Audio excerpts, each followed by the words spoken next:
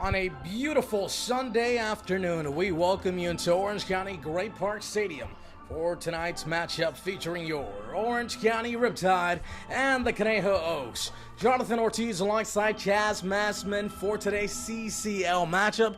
Chaz, we mentioned this already, but it continues to be true. We need to make the playoffs, and time's running out. The Conejo Oaks are who we are chasing for that third playoff spot. Currently, the Orange County Riptide are 1.5 games behind. Yeah, and it's a 5-team playoff. 3 teams from the South Division will make it into the playoff postseason. 2 from the North. Right now, it's looking like it's going to be between the Oaks and the Riptide for that final playoff spot because the Foresters said they weren't going to be going. And these games against the Oaks, they got 3 more this season against them as well. Must wins. Looking to navigate the Riptide in that direction, the right-hander out of Atlanta, Georgia, and Johnson County Community College, Mike Ashley. Ashley's making now his 5th appearance of the season for the Orange County Riptide. He is 2-2 with a 9-flat ERA. For Mike Ashley here, he's just got to establish that fastball. If he can do that, he can force a lot of soft contact and get through this Oaks lineup pretty quickly. We know this Oaks lineup has a lot of pop. Think of a guy like a man in the on-deck circle, Brendan Bobo. That dude hits nukes. Off to a good start there. A fastball on the outside corner for a strike 0-1. Grant Smith leading things off for the Conejo Oaks as we go ahead and venture into their starting lineup. Smith at the plate. Brendan Bobo hitting in the number 2 slot awaits in the on-deck circle as the 0-1 pitch runs inside for a ball to even up the count at 1-1. Hitting third in the lineup for Conejo, Zach Gregory. Hitting cleanup, Anson Arrows. Hitting 5th, TJ Foreman. Hitting 6th, Robert Capozzi. Hitting 7th, Gray Melhalf.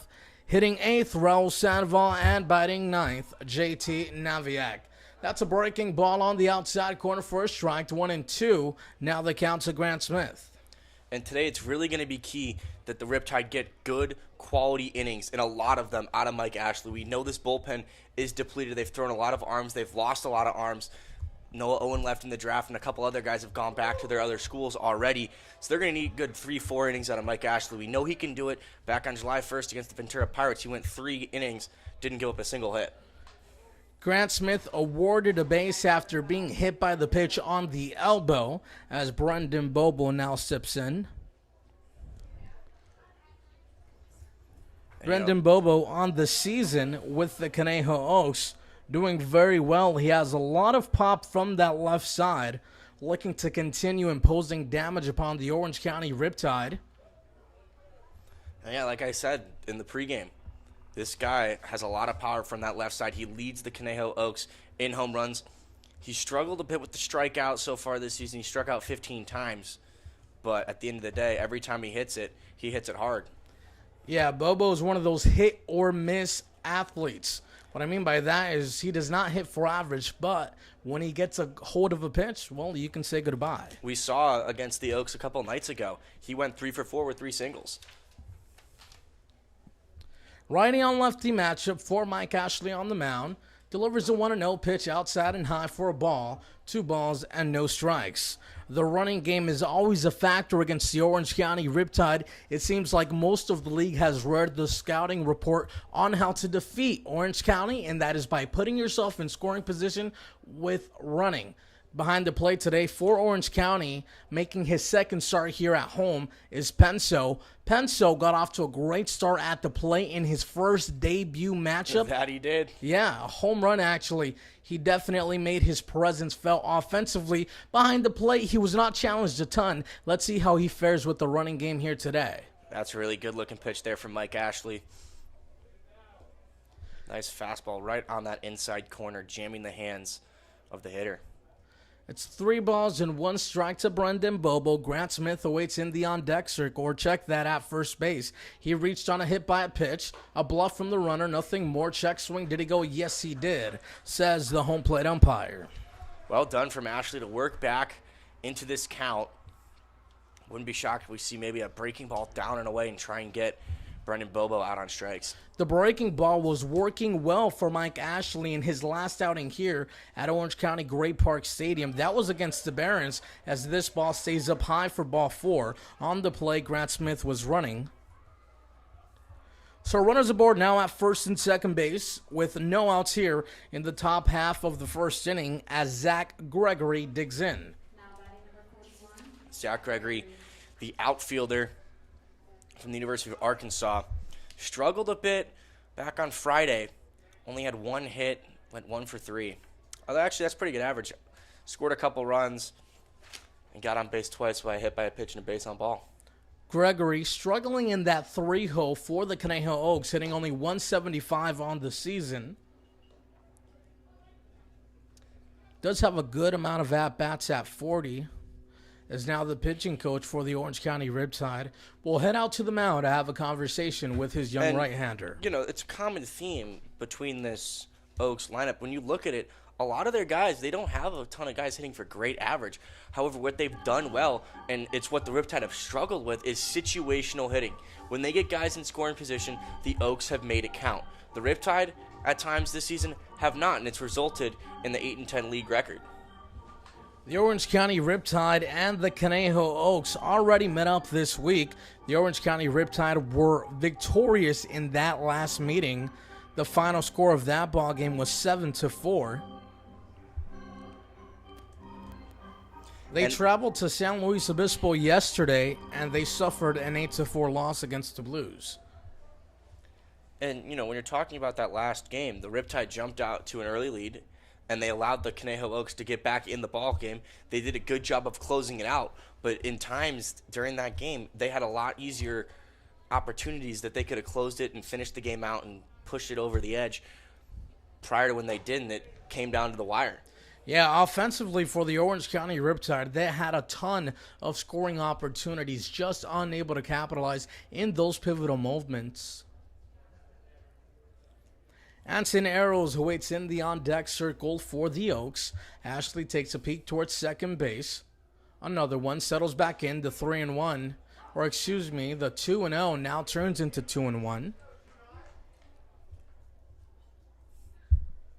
Grant Smith in second base. He reached on a hit by a pitch. Brendan Bobo aboard at first, and he reached on a walk.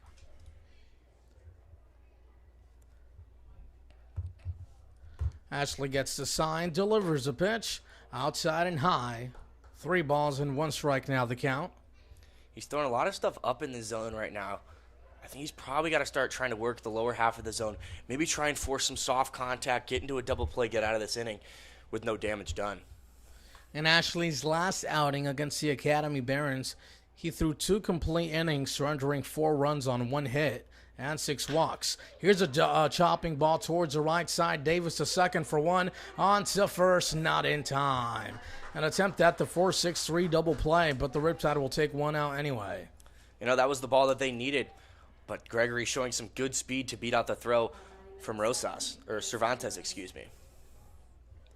A bouncing ball, so not a ton of momentum and speed on the baseball to go ahead and attempt at inducing a double play.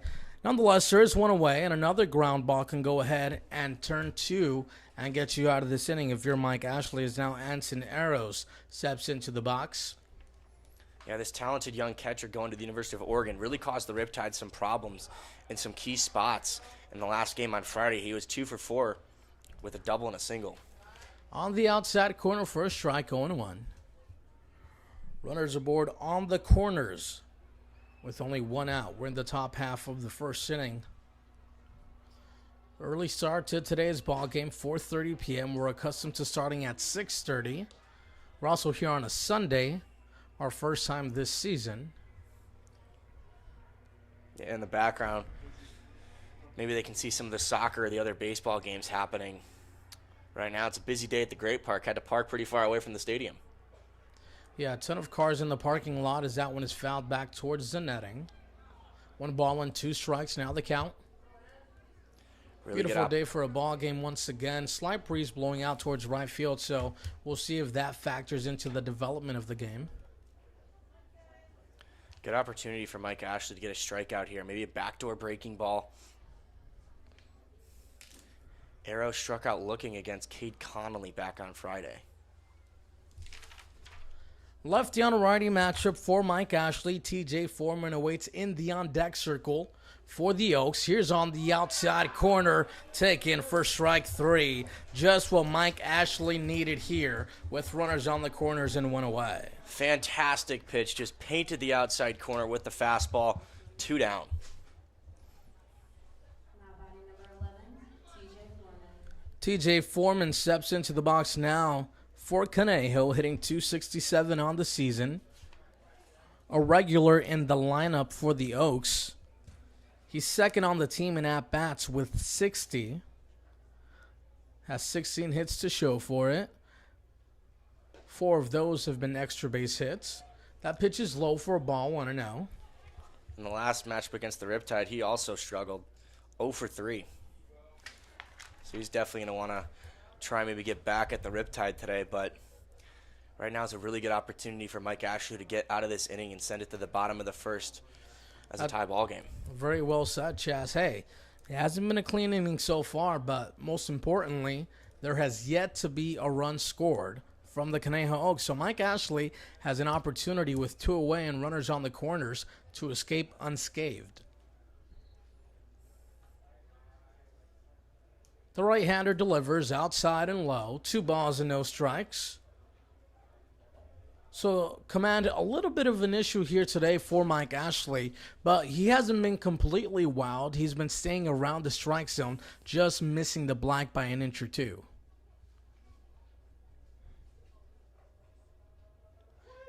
The 2-0s on the inside half taken for a ball. 3 balls and no strikes.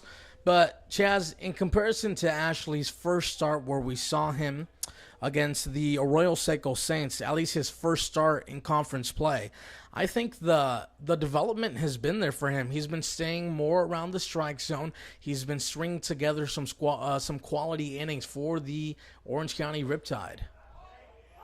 And I think a lot of it has to do with the fact that we just saw right here. At times, he gets behind in the count, but he's done a really nice job over the last couple of games working back from getting behind in the counts. And at times, where in previous starts, we'd see him with a 4-pitch walk. Here, he's challenging those hitters even if he falls behind still. Coming right after them, indeed. 3 balls and 1 strike. Here's the pitch. That's off the inner portion towards the right side. And here we go. Mike Ashley runs himself out of trouble as we head to the bottom half of the first inning. No score from Orange County Gray Park Stadium.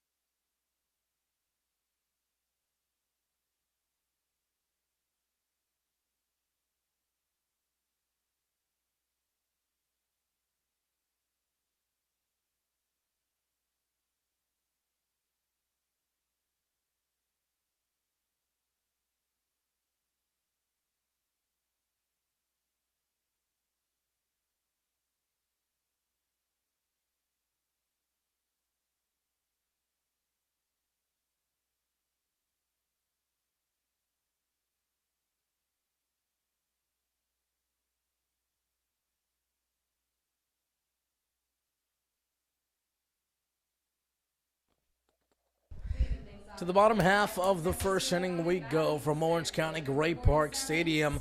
On the mound today for the Conejo Oaks, perhaps the most dominant pitcher in the entire CCL. That is Cody Adcock, the right-hander out of the University of Mississippi, making his fourth appearance of the season for the Conejo Oaks as he delivers a pitch on the inside corner for a strike, 0-1. This season, he has a 1.28 ERA, 14 complete innings pitched, featuring 17 strikeouts and only 3 walks. Yeah, Adcock has only given up 2 runs all season. So it's definitely a tough opposition for the Riptide to be going up against. This is the first time we've seen Spencer Servin lead off for the Riptide, but not completely unfamiliar to him. He led off a couple times this past season for Texas Rio Grande State. Standing in Adcock's way of continuous dominance, the Orange County Riptide and their lineup as Spencer Servin leads things off and he takes one off the foot. So we'll go ahead and start the bottom half of the first inning the same way we started the top half, with a hit by a pitch as we go ahead and look at the starting lineup for your Orange County Riptide. Servin led things off. Now Colton Freeman, the hitter in the second hole, steps into the box. Batting third for Orange County, Reed Spenrath hitting cleanup. Blake Penso hitting fifth. T.C. Simmons hitting sixth. Emilio Rosas hitting seventh. Kyle Booker hitting eighth. Efrain Cervantes and batting ninth, Davis Diaz for Orange County. Good start for the Riptide. Servin obviously would have preferred to have gotten on base a different way, but I'm sure he'll take it, and so will the Riptide. On the outside corner, and it misses low. 1 ball and no strikes to count here to Freeman. Yeah, the man on the mound, Cody Adcock. His fastball usually ranges from about 93 to 94-ish miles per hour. Also features a really good breaking ball that's got a lot of break to it. On the outside half, once again, also misses. 2 balls and no strikes. Colton Freeman in last night's game against the Oaks went 1 for 4. Or check that. He didn't play in last night's game. That was in his last outing here at Orange County Great Park Stadium against Conejo. He went 1 for 4 then. Also with a stolen base as the 2-0 pitch runs inside for a strike, 2-1. I mean, there's that breaking ball we were just talking about. It's got a lot of break to it. Looked like it was going to be nowhere near the strike zone. Just caught that inside corner. Adcock has been a very promising pitcher in the rotation for the Conejo Oaks. Anytime he is on the mound, the Conejo Oaks mean business. Good sized lead over at first base by Spencer Servin, as that breaking ball is a big swing and a miss for Colton Freeman. Yeah, there you see the speed discrepancy between the fastball and that curve. Colton was way out in front of that last pitch. Definitely was expecting fastball. The count is 2 balls and 2 strikes.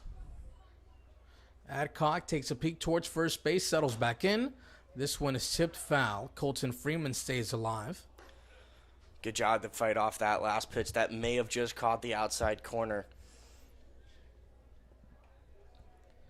The Orange County Riptide come into the ballgame with an 8-10 record in CCL play. Their opponents, the Conejo Oaks, 8-8. 2 balls and 2 strikes. The right-hander throws instead over towards first base. Close play, but nothing more. Spencer Servin gets his hand back in there safely. Spencer Servin, not a bad base runner. He is a threat to run. He has 1 stolen base so far this summer. Throw back over. Nothing doing. The count remains 2 balls and 2 strikes, just getting started.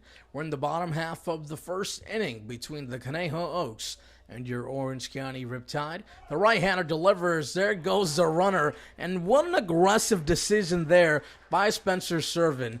Despite back-to-back pickoff attempts, he chooses an excellent pitch to run on. Yeah, well done. Got a great jump. Even if Arrows was able to successfully block that ball and get a throw off, I think Servin would have been safe easily over at second. And stolen bases, something that the Orange County Riptide have not been doing a ton of. Works out in their favor there as the full count pitch is swung on and missed for strike 3.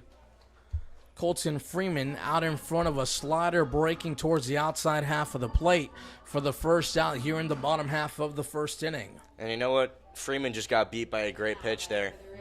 And you can see him talking to the man in the on-deck circle, Blake Penso, about what he was seeing out there in the batter's box.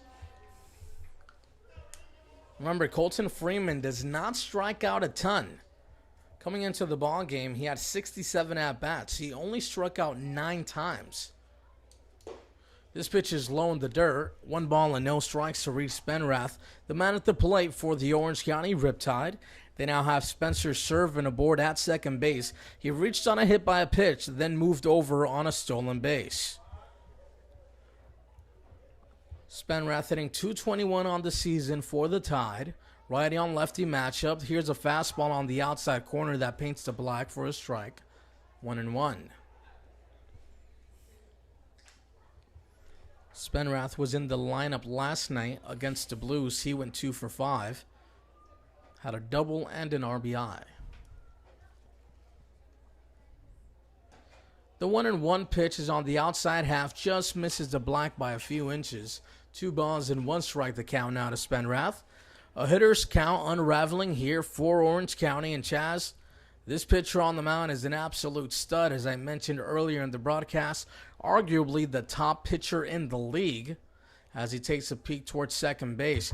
How important will it be for the Orange County Riptide to get out in front to an early lead?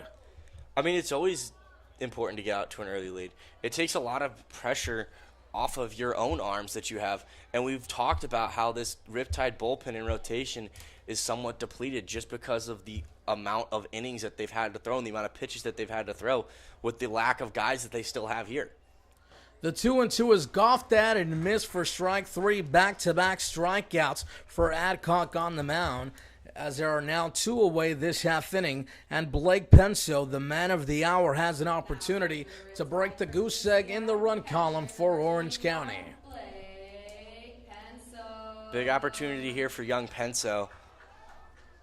He's got to look out for that breaking ball. We just saw Adcock strike out the last 2 batters with the same exact pitch.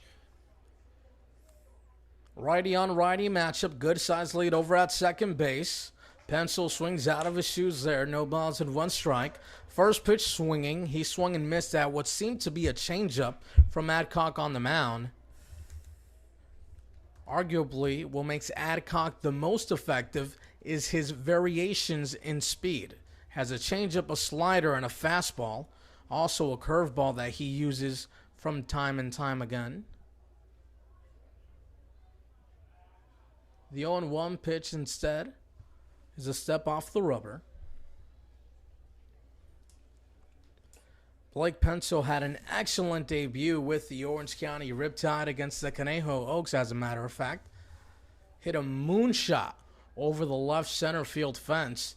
And in all of his at-bats, as the 0-1 pitch is on the outside corner for a strike, he made some solid contact, but he's down in the hole here at no balls and 2 strikes. Chaz, what are you waiting for from this right-hander out of the University of Mississippi? I mean, we've just seen already his talent out there.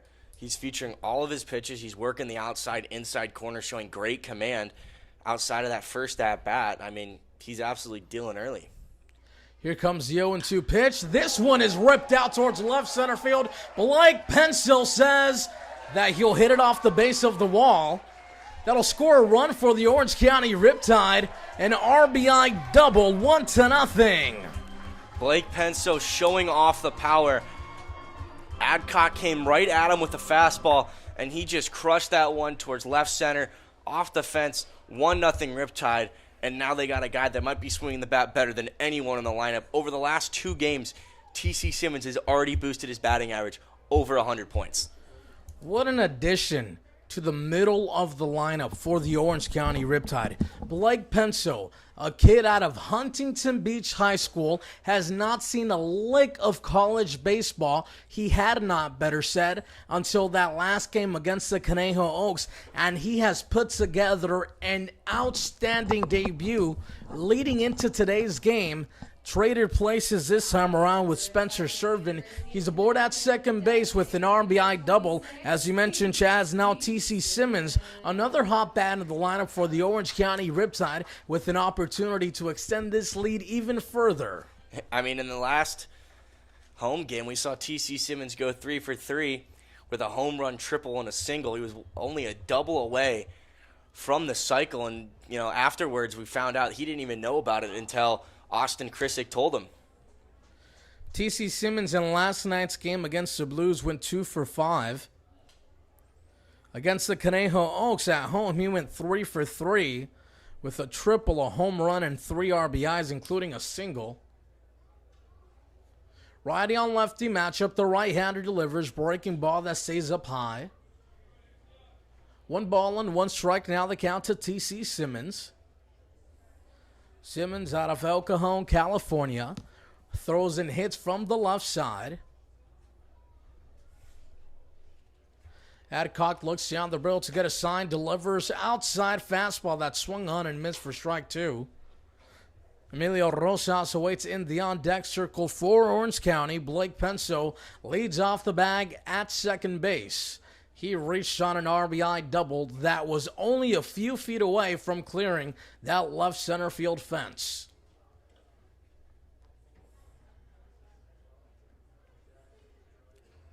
Here comes the 1-2 on the outside corner, and the home plate umpire pulls the trigger for strike 3. But not before Blake Penso drives in a run for the Orange County Riptide and picks up where he left off as we head to the top half of the second inning. 1-0, Orange County.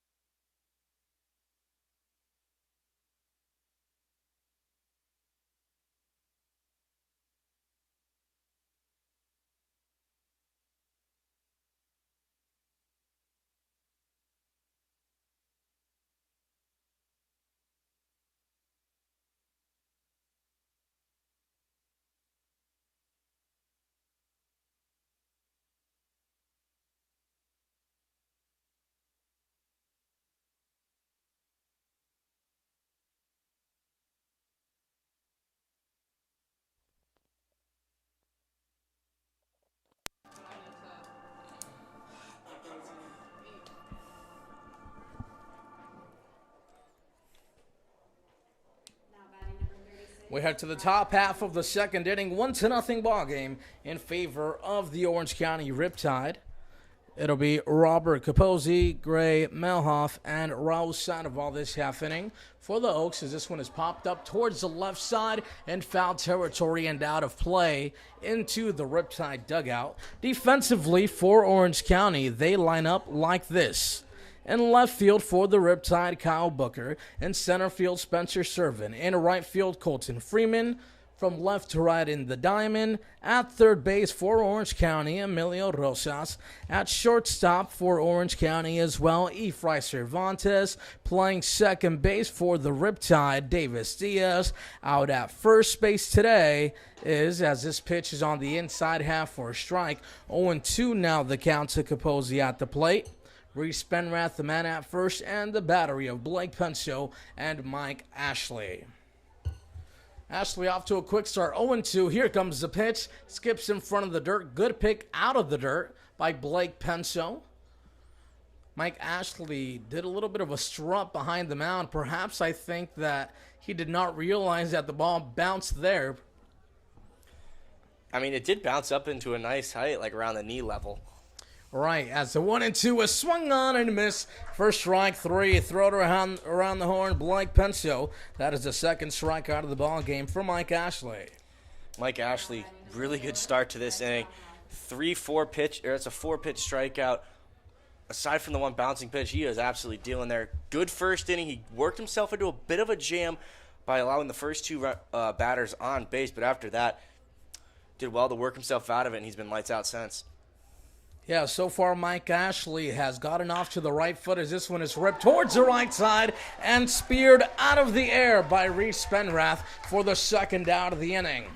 Nice defensive play. It's pretty instinctual there from Spenrath. That ball was absolutely ripped down that first baseline. He did well just to take the one step and move the glove, because that had single written all over it for Melhoff. So after a shaky top half of the first inning, quickly 2 away here in the top half of the second for the Conejo Oaks as Raul Sandoval steps into the box now. Righty on righty matchup for Ashley. Delivers a breaking ball, comebacker, and what a lovely 1-2-3 to retire the side in order. We head to the bottom of the second inning, 1-0 Orange County. No runs and no.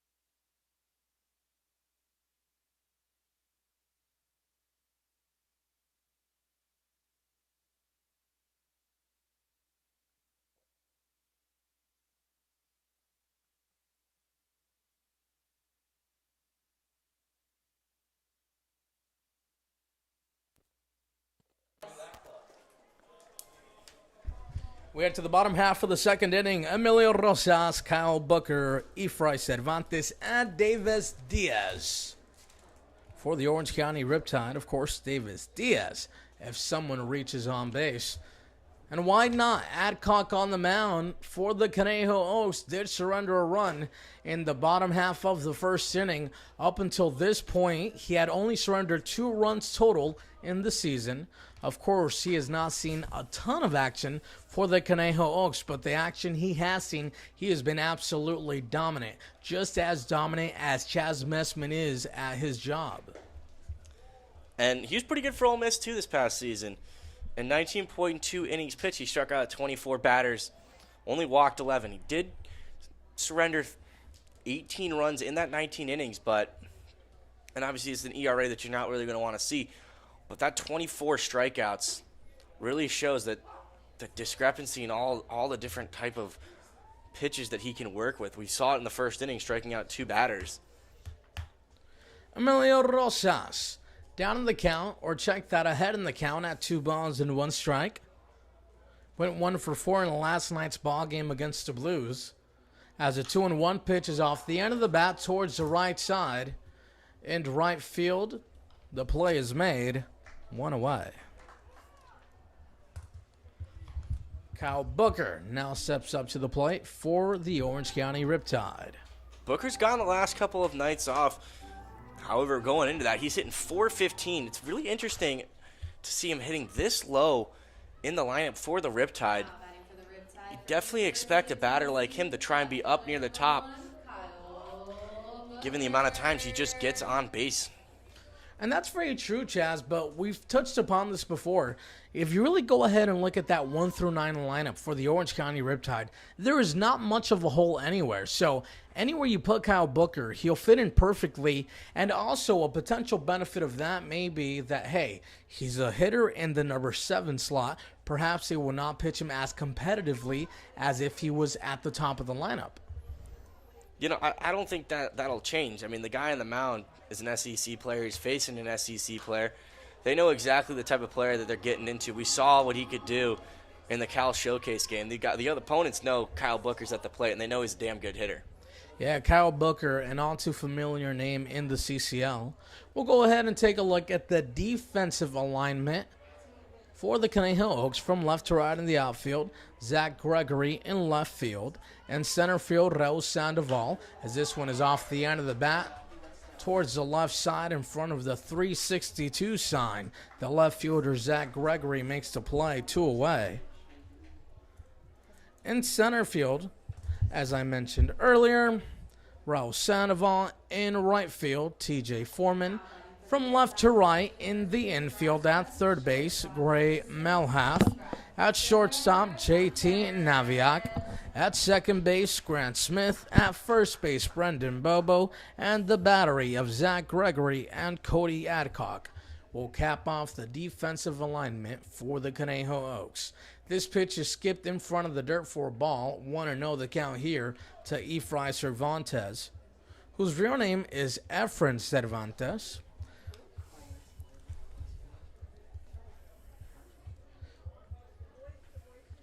One ball and no strikes, righty on righty matchup. Here comes the pitch. Chopping ball towards the left side and out of play. Davis Diaz shows off his juggling skills there. Davis Diaz seems to have found his place in that number 9 spot. Chaz, what do you think about his positioning in that area? You know, I just really like it because when he's there, the guys at the top of the lineup, more times than not, have someone to see there on base. He's one of the best players that they have in terms of seeing pitches and getting on base and not striking out. So Adcock on the mound follows right behind Mike Ashley. He retires the side in order himself.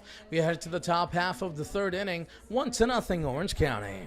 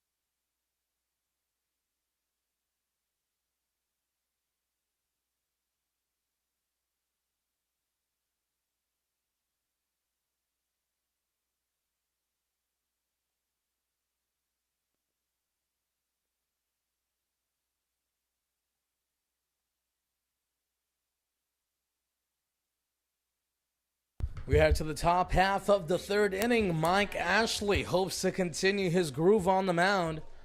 Has yet to surrender a run. Or a hit.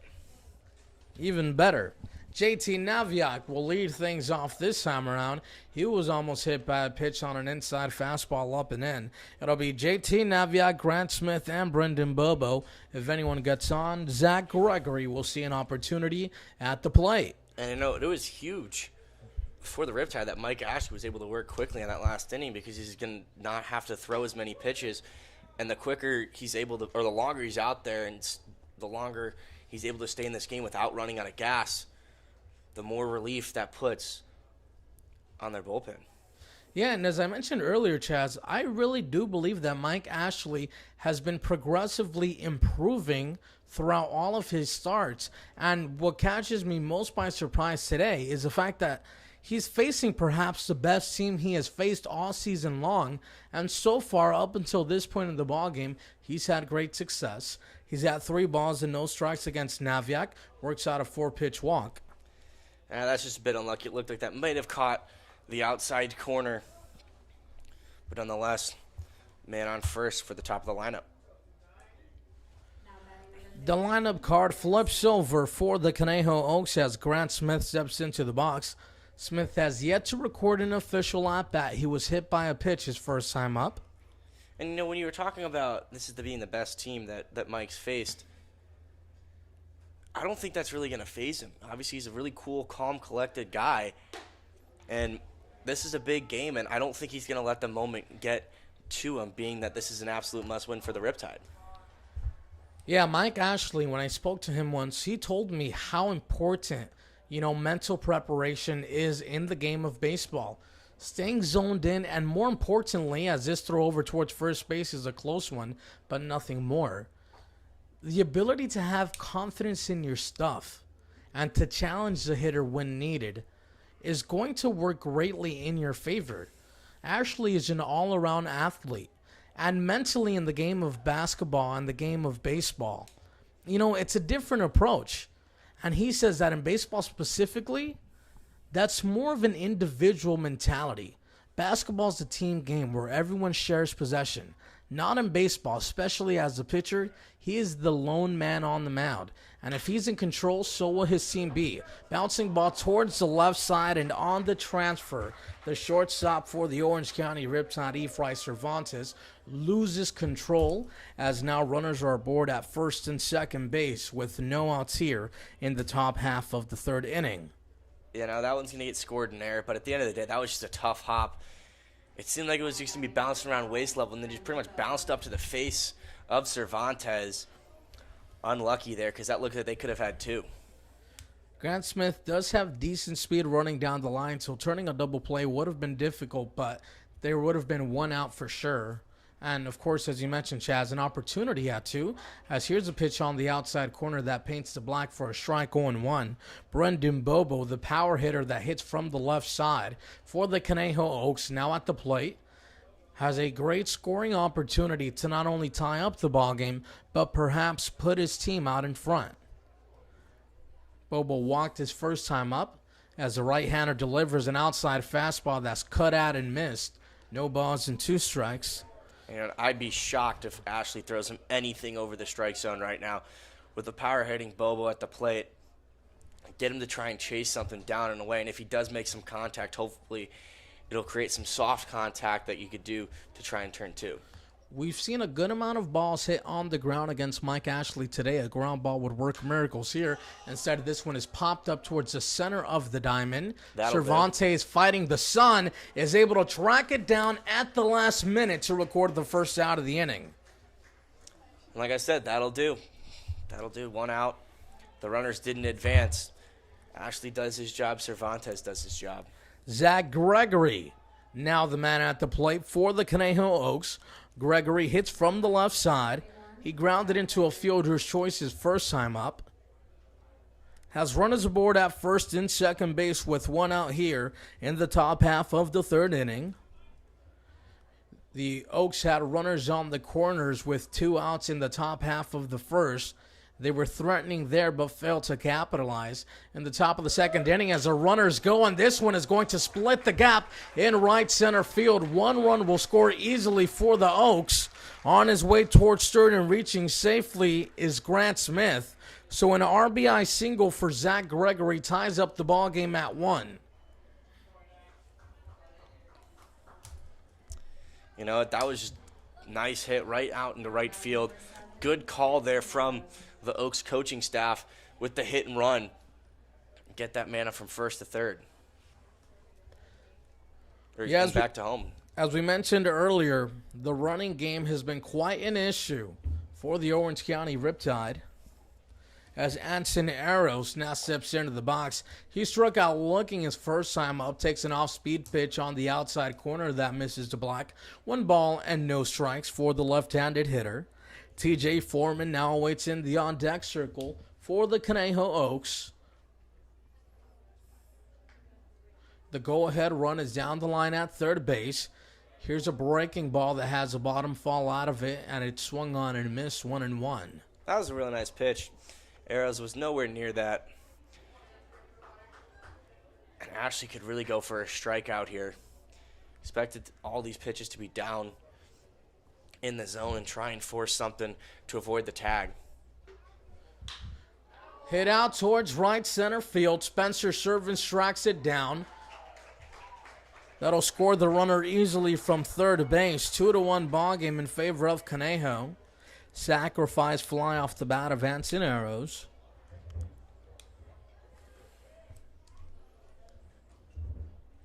Now batting number 11, TJ Foreman.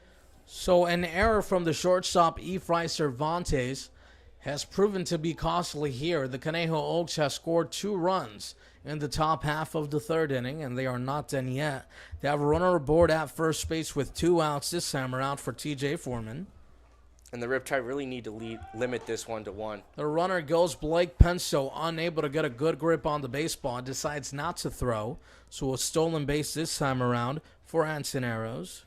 What I was trying to say is that the Riptide really need to try and hold this inning to only 2 runs. If they can do that, they've given themselves a great chance to try and get back in this ballgame. They scored 1 back in the first. Don't let this one get out of hand. A ball in the dirt misses. 2 balls and no strikes to count here for Mike Ashley. TJ Foreman in his first at-bat flew out towards right field. We know the bats and the lineup that the Riptide have. They can just keep it at a competitive score line that's pretty close. The Riptide are going to have a great chance of winning this ballgame. There goes a runner off the end of the bat towards the right side. Colton Freeman camps underneath the sunlight, makes the play, and puts an end to the bleeding. The Orange County Riptide surrender 2 runs this time around as we head to the bottom half of the third. 2-1.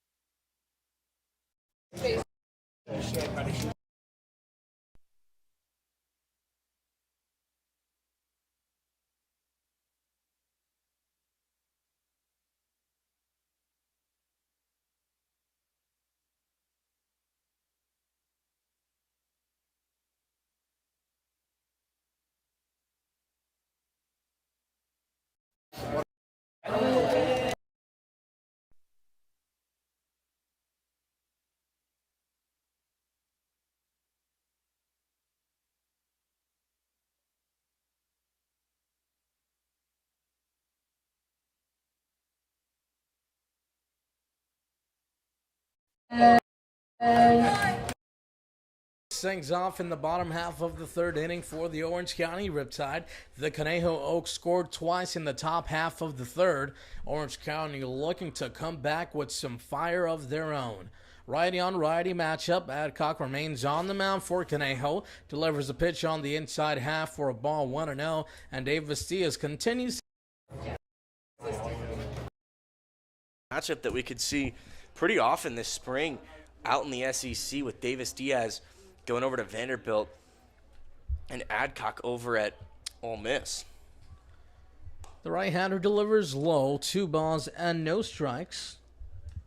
Davis went 1 for 4 in last night's ball game against the Blues. Also had an RBI. Here comes the 2. Take 2-1. Yeah, exactly. You don't hate that take. That pitch it was really inside. He wasn't going to do much with that. Nice breaking ball. And this is what we've been accustomed to seeing with Davis Diaz, being patient, waiting for his pitch. Here comes over that one, smacks it towards left field for a leadoff single.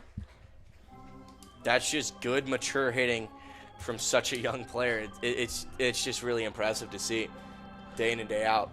So far, looks like that pitch that the Orange County Riptide have been able to handle quite well. Specifically, Blake Penso, he took center field fence. Perhaps wind blowing the opposite way towards left field would have elevated that base spot to clear the ballpark. Off the end, Servin steps up for his second at-bat of the evening. Servin was hit by a pitch and then ended up scoring the only run of the ball game so far for the Riptide. Davis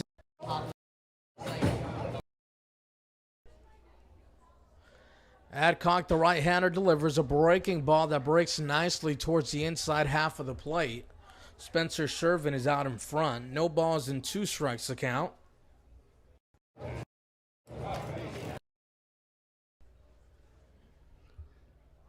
Adcock takes a peek towards first base, settles back in. The right-hander. And finally, time is called at the plate by Spencer Servin. Not too sure what Cody Adcock was waiting for there. Perhaps not on the same page as his catcher. Was looking to stall some time and ultimately force a hit. Here comes the 0-2, inside fastball. Good save. Outside slider be the 2-strike pitch for Cody Adcock. He has 3 strikeouts. Spenrath and the third to T.C. Simmons. All of those are back in the first inning. First pick, or check that.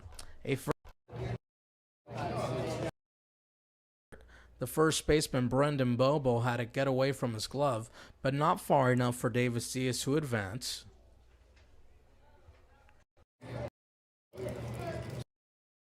Out of Texarkana, Arkansas. Have you been, Chaz? I have not. All right. 1-2, fan that and miss. 4th strikeout of the ball game. We've seen him get, that was now the 3rd Riptide hitter he's gotten with that specific pitch.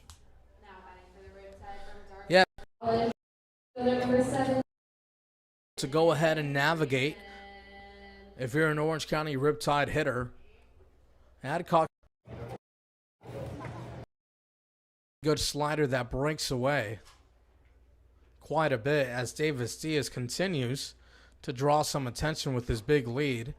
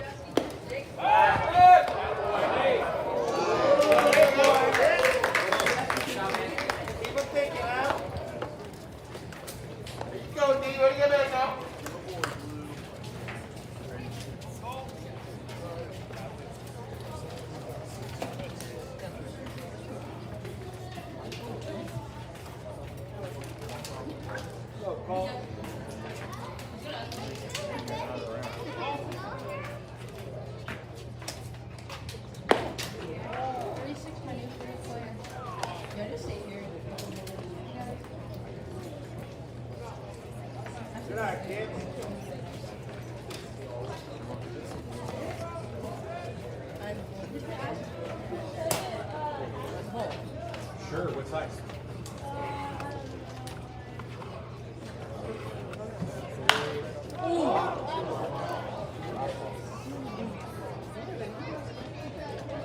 Try that one.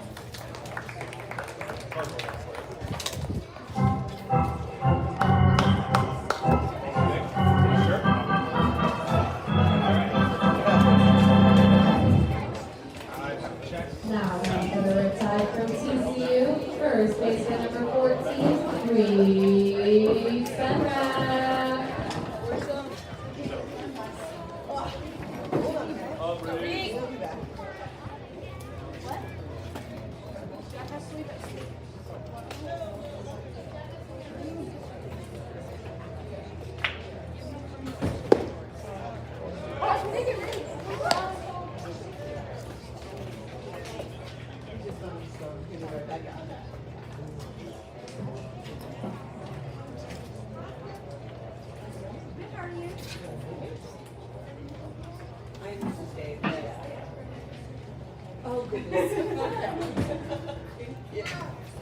You're not gonna get that one. Try this one.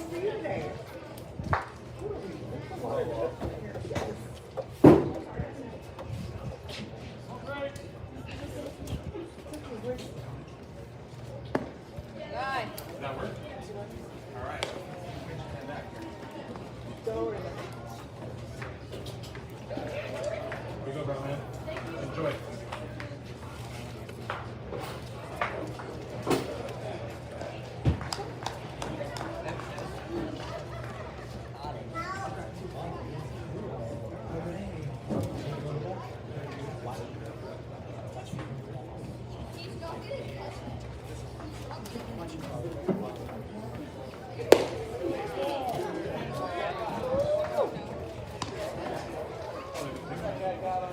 What's up, babe?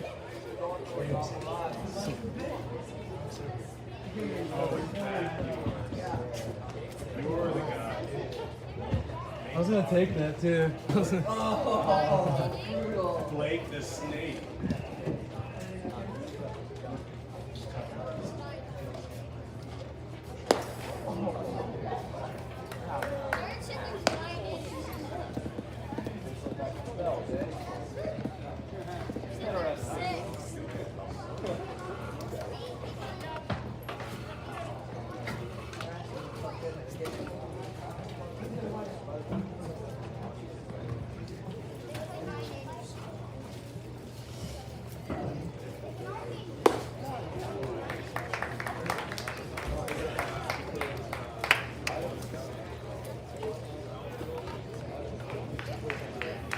And that concludes the third inning with 1 hit, no runs and no errors. The score remains Riptide 1, Oaks 2. Hello, OC Riptide fans. We're back with one of our favorite games, Dizzy Bat. Today I have Logan and his friend, Callie, and there are 2 contestants today. So what they're going to do, they're going to spin 5 times down here, run all the way to Miss Kylie, and we're going to see who is our winner. Okay, you guys ready? 3, 2, 1, go! 1, 2, 3, looking pretty dizzy. 4.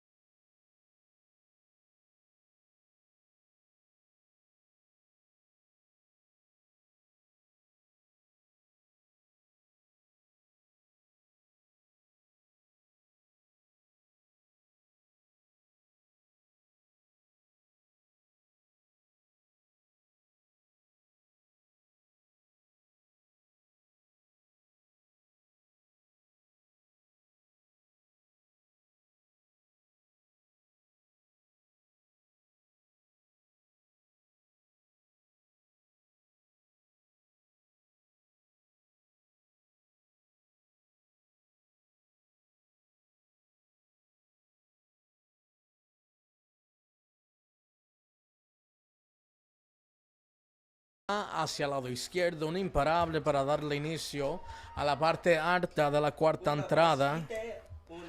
Ajá, ahí está. Muy bien, muy bien. Gray Melhaf viene a su turno al bate. Robert Capuzzi inició esta entrada con un imparable hacia el lado izquierdo. Tú hablas.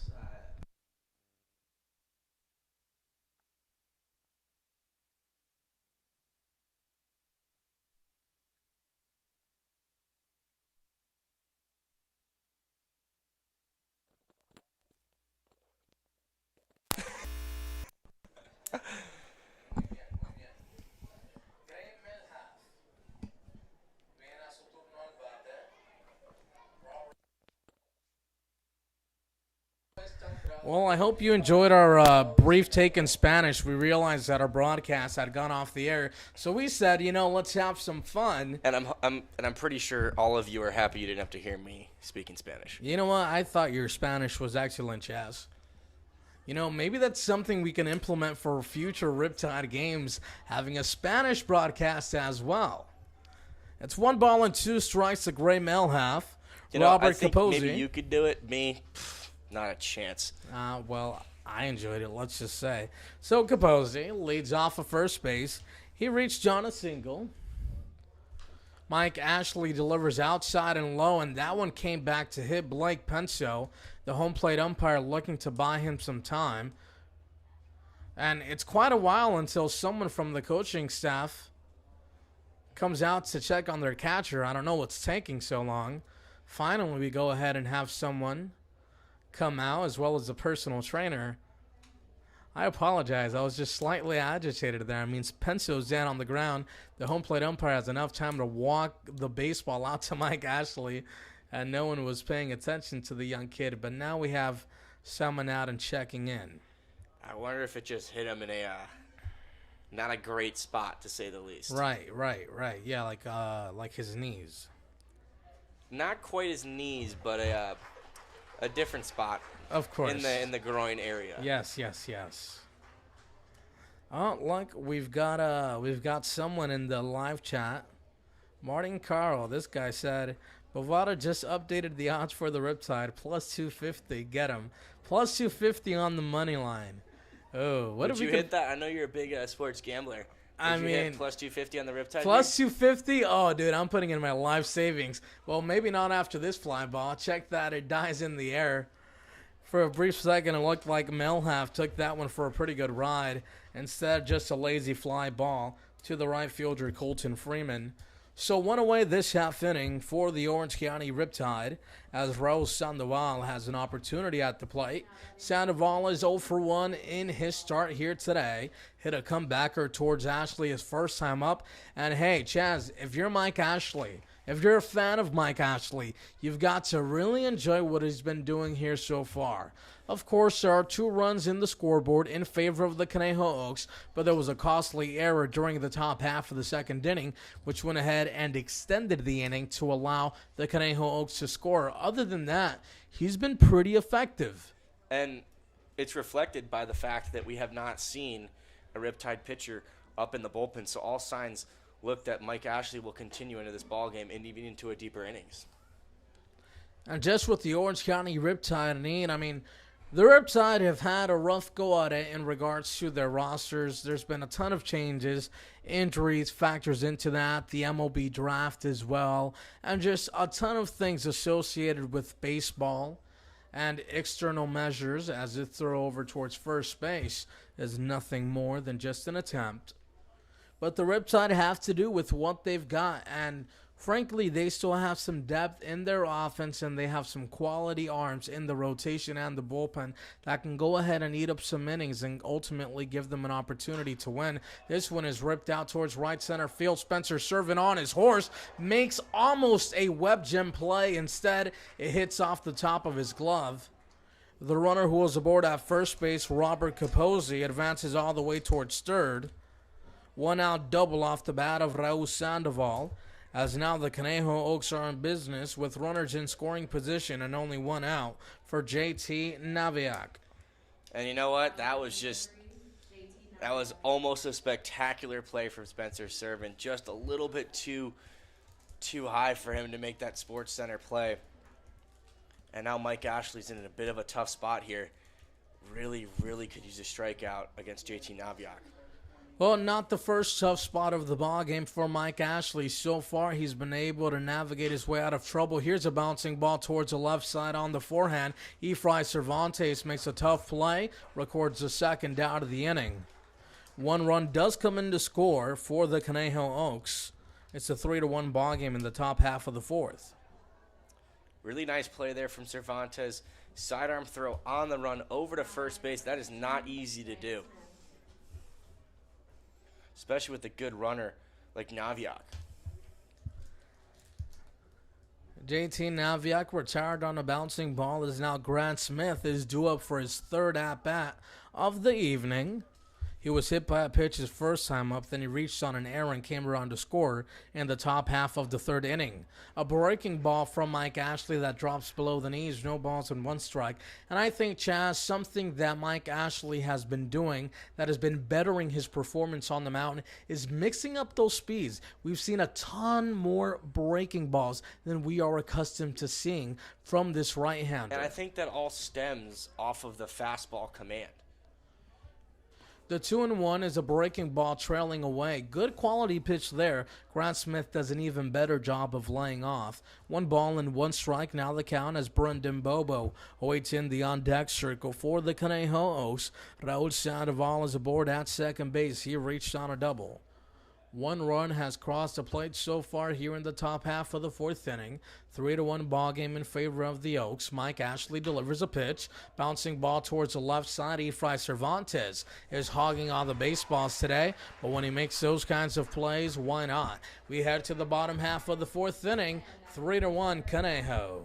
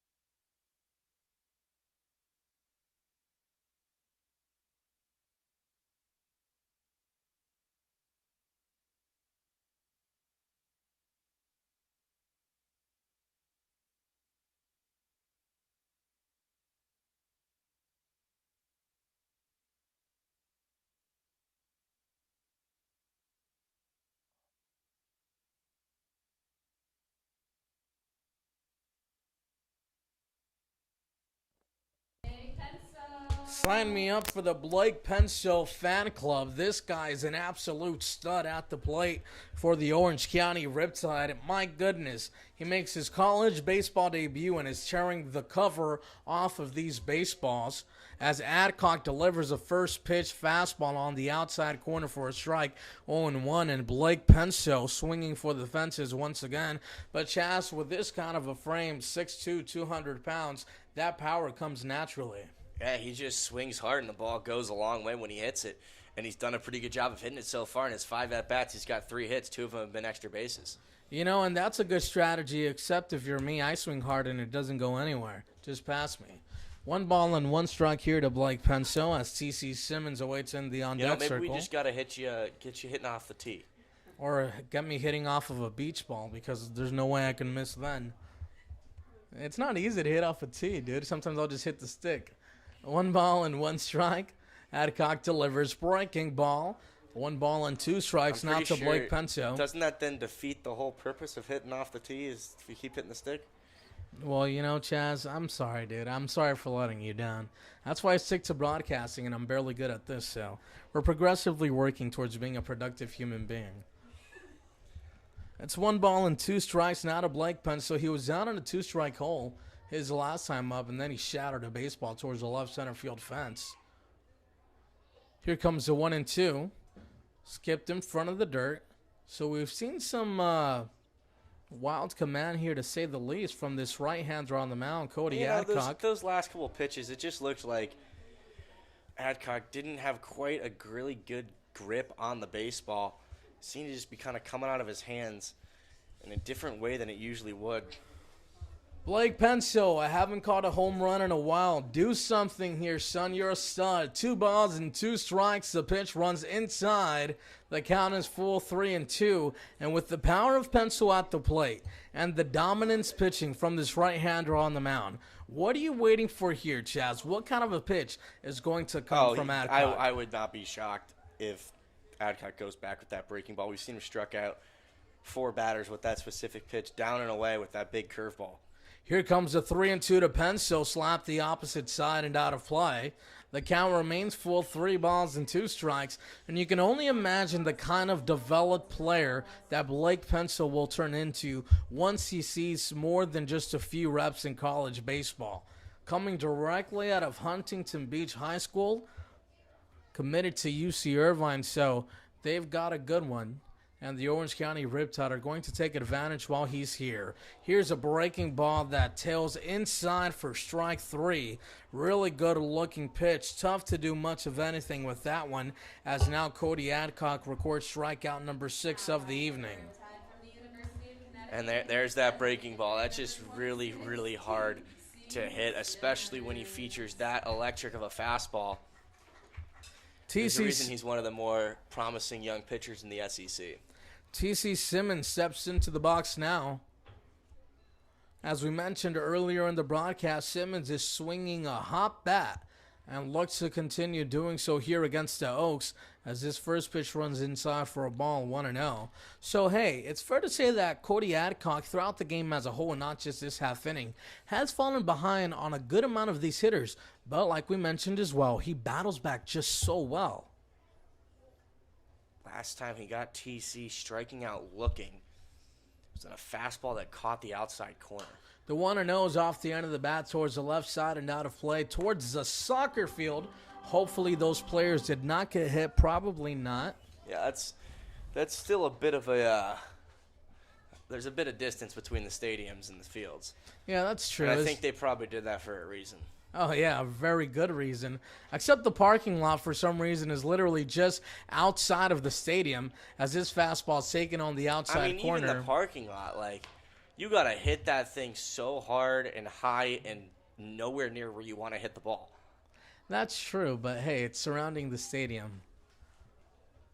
I think at the MLB Youth Academy, I went for a game against the Academy Barons, and there was a Mustang that had its windows shattered from a baseball, as the 2-1 pitch stays up high for a ball, 3-1.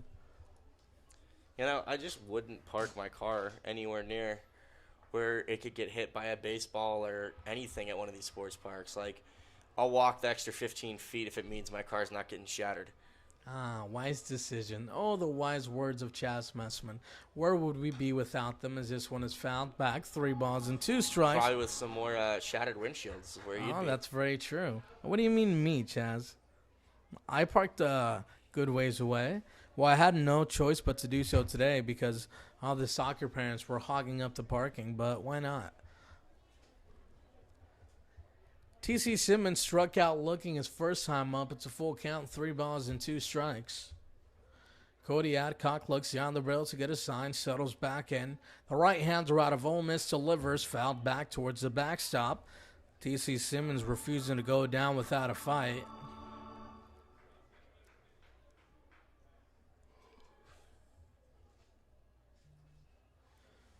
Closing in on the season here at home for the Orange County Riptide. We got like 4 left? Yeah, 4 games after today's matchup, and I think we have 2 of those games next week.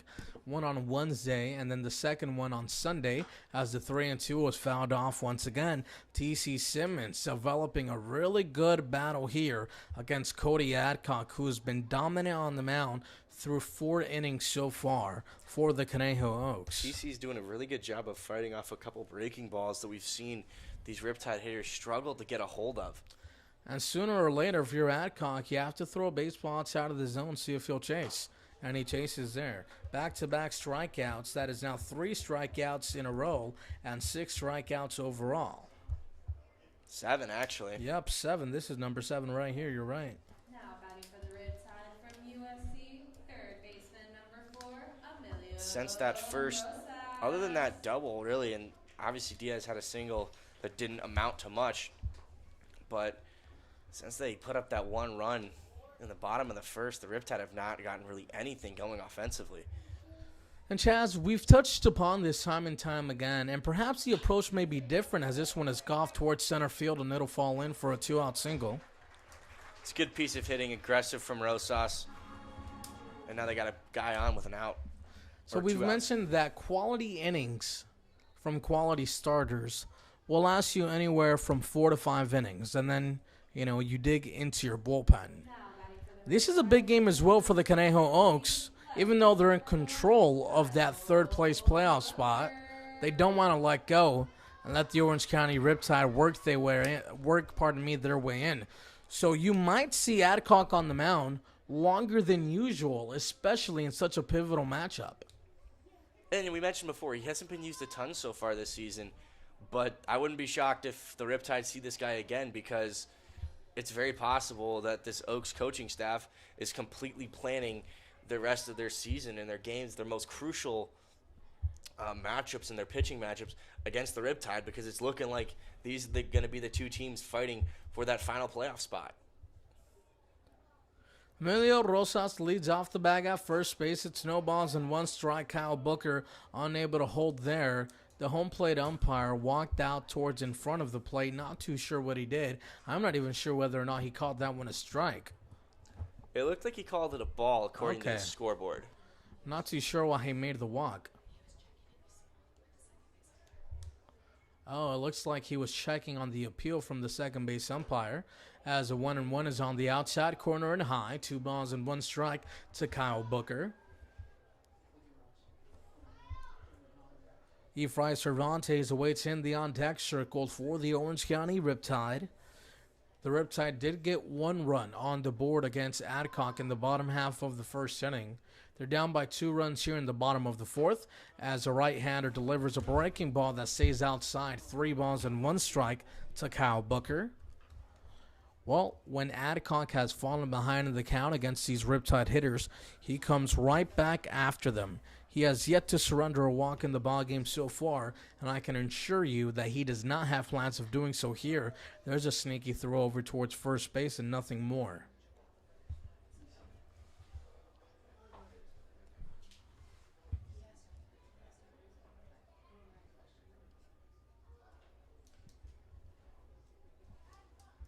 Adcock gets a sign.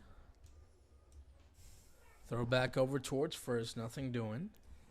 And all those pickoffs, just making those Riptide base runners be forced to stand closer and closer to first base, and it's taking the pressure off of his catcher, Ansoneros.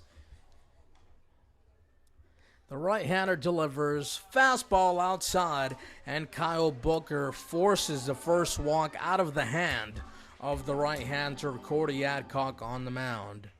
So runners aboard on first and second base as Efrain Cervantes with a pivotal scoring opportunity, and most importantly, an opportunity to get the Riptide right back into this ball game. They're only down by 2 as now a meeting on the mound from the pitching coach. And while things unravel, we'll take a short break.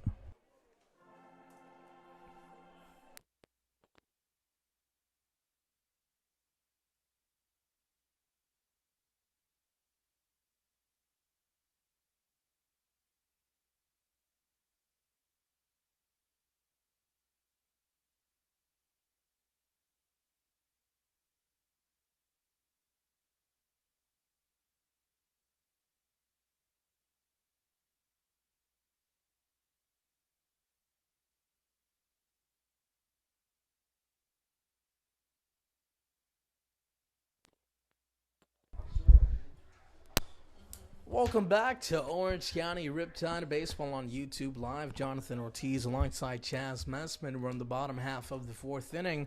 Runners aboard on first and second base. 3-1 ball game in favor of the Conejo Oaks as Efrain Cervantes digs in for a second at-bat of the evening. Takes a breaking ball on the inside half that just misses for a strike, 1-0. In Efrain's first at-bat of the ball game, he flew out into right. Big opportunity. Obviously, with 2 outs, this isn't the easiest situation to try and score. Rosas Off the end of the bat towards the right side, TJ Foreman fighting the sun.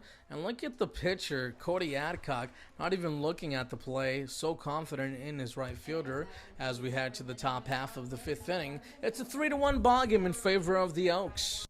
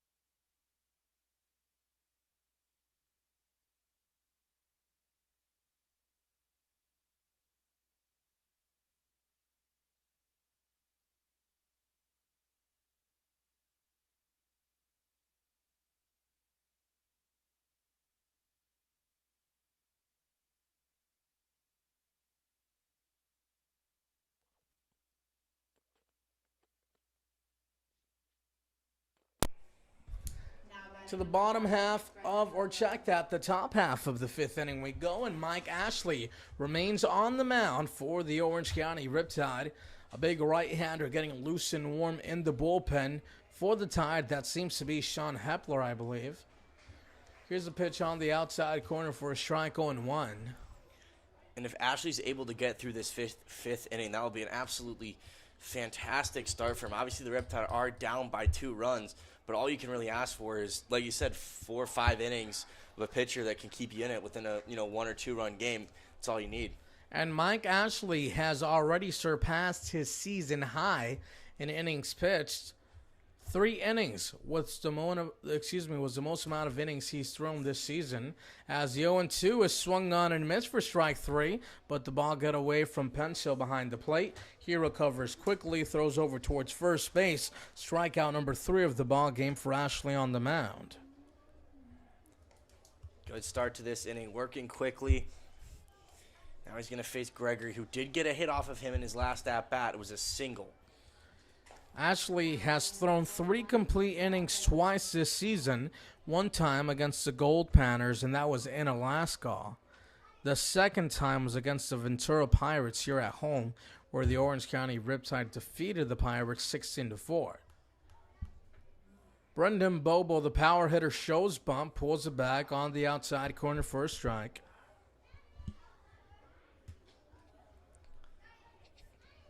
Ashley's command of that breaking ball today, I think, has been the best that we've seen. And I don't even think it's been close. He's been absolutely phenomenal with that breaking ball today. Righty on lefty matchup here for Brendan Bobo. The right-hander Gregory. delivers. Oh, that is Zach Gregory. Brendan Bobo struck out swinging to open up the inning.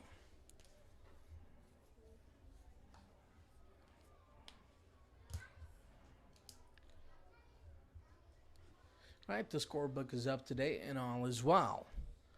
Ashley delivers fastball that trails outside, 2 balls and 1 strike. The Conejo Oaks scored twice in the top half of the second inning, then an additional time in the top half of the fourth. Well, the top of the third is when they scored twice. The Orange County Riptide are due for an off day tomorrow. Then on Tuesday, they'll drive back up to San Luis Obispo, 6 p.m. start time for that matchup. And the Orange County Riptide need to buckle up and defeat some of these more tougher opponents. Seems like a majority of their wins have come against the Academy Barons, but if you want to go ahead and be a more competitive team, you need to go ahead and secure those W's against teams like the Arroyo Seco Saints, here the Conejo Oaks. And a lot of the games remaining this season are going to be on the road in road games. And road games in the CCL are tough because you drive up and play that same day. You could really have a shorter warm-up than usual, heavy legs from the bus. So it's really key that they take care of business here at home today and in the rest of their home games. I know we see the Oaks once again at home before the season's up. So these 2 games at home are absolute must-wins for the Riptide if they want to make playoffs. They're already a game behind. And if they don't get a victory in at least one of them, I think you could probably kiss their chances at a playoff sadly goodbye. Mike Ashley surrendered his 3rd walk of the evening so far to Zach Gregory. As we mentioned earlier, there's a right-hander getting loose and warm in the bullpen. Anson Arrows now due up for the Conejo Oaks. And Chaz, I completely agree with you. I mean, take into consideration that game against the San Luis Obispo Blues. You have to drive around 5.5 hours to 6 hours on a bus, get off, and then face a tough team. And a pretty loud environment. I mean, the Blues drawing anywhere from 600 to 800 fans per game. We got a good-sized crowd here tonight, though. I'm assuming probably a couple hundred people, 200-300 people in attendance on a Sunday afternoon enjoying some college baseball. Some quality college baseball as well. Outside fastball just misses the corner for a ball, 1-0. Anson Arrows giving Mike Ashley a little bit of a shimmy after that last pitch. Not quite a Juan Soto shimmy, but still did a little one. Arrows struck out looking his first time up, then had a sacrifice ground out in his last at-bat. It's a 3-1 ball game here in the top half of the 5th inning. Arrows on the season hitting .385. Has 2 doubles, 4 RBIs. Arrows does not strike out a ton coming into the ballgame through 26 at-bats. He had only struck out 5 times, as his fastball is very wide of the zone. 3 balls and no strikes account now for Mike Ashley. TJ Foreman awaits in the on-deck circle for the Conejo Oaks. Ashley would love to go ahead and preserve this deficit here. Conejo is a tough team, and Adcock is a tough pitcher.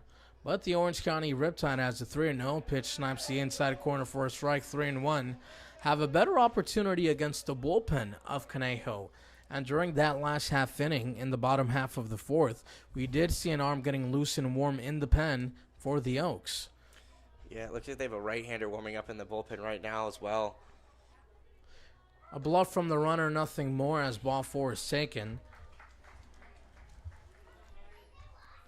Now TJ Foreman will see an opportunity at bat. He has a pair of flyouts towards right field today. Mitch Levere on the steps of the dugout, and that seems to be the end of the ball game for Mike Ashley. Sure enough it is, as the right-hander out of the bullpen is making his way onto the field. And Chaz, I think if you're Mike Ashley, you should be awfully proud of your performance here today. And I think Mitch Levere probably has just told him something like that. This is a quality start from Ashley. 3 runs through almost around 4.1, 4.25, four and a third innings pitched. He kept his team in it through this one. Good outing, and I think the Riptide will take that too. Next up, Sean Hepler. You know, Chaz, as a pitcher, your job is to give your team an opportunity to win. Mike Ashley has done just that. We'll take a short break. Sean Hepler on the mound for Orange County when we come back.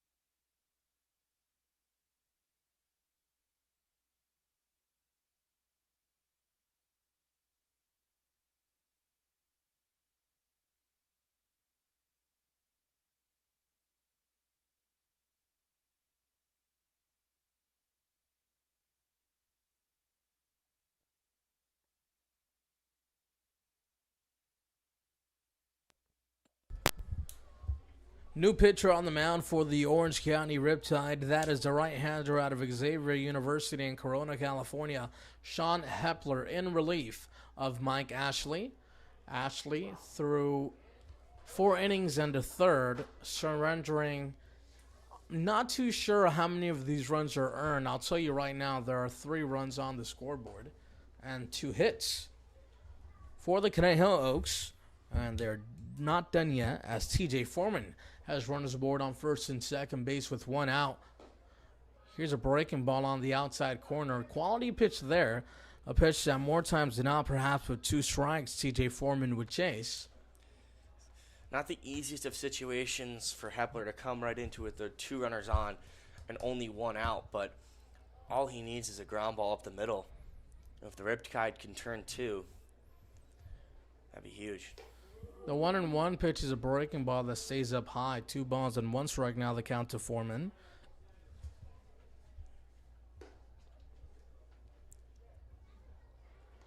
Foreman came into the ballgame with a .267 batting average. He's ahead in the count at 2 balls and 1 strike. Has Zach Gregory aboard at second base and Cineros at first. Hepler takes a look back, settles back in. Big bouncing ball towards the left side. The only play is towards first base for Emilio Rosas. Close one at the first base bag, but it goes the Riptide way. 2 away now as Robert Capozzi steps into the box with runners in scoring position. Yeah, that's true. I mean, we've seen a couple of those chopping, bouncing balls to short and to third. Rosas makes no mistake about that one. Gets out the out over at first. And the Riptide are 1 out away from getting out of this inning. Still only trailing by 2. Robert Capozzi with an excellent opportunity, perhaps the best opportunity of the game, to potentially give his team a 4-run lead. Has runners aboard on third and second base with 2 outs. Capozzi this evening struck out swinging his first time up. Then he reached on a single in his last at-bat and came around to score. Capozzi really been struggling coming in to this game, hitting 100. That was only his 3rd hit of the season. Bouncing earlier. ball towards the right side, and it dies on the edge of the grass. But Reese Benrath is able to recover in time and flip it over to Sean Hepler, covering the bag for the 3rd and final out. So the Conejo Oaks trend runners in scoring position as we head to the bottom half of the 5th inning. Cody Adcock heads to the mound for his 5th inning of work.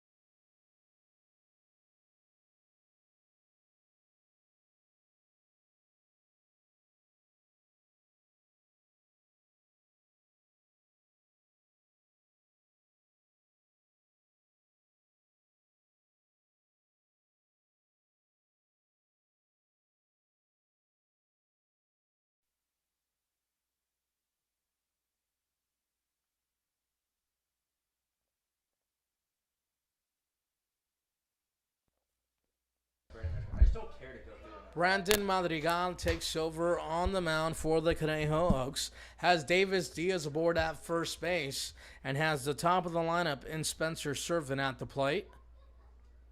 The right-hander delivers the first pitch of the at-bat, fastball that trails outside, 1-0.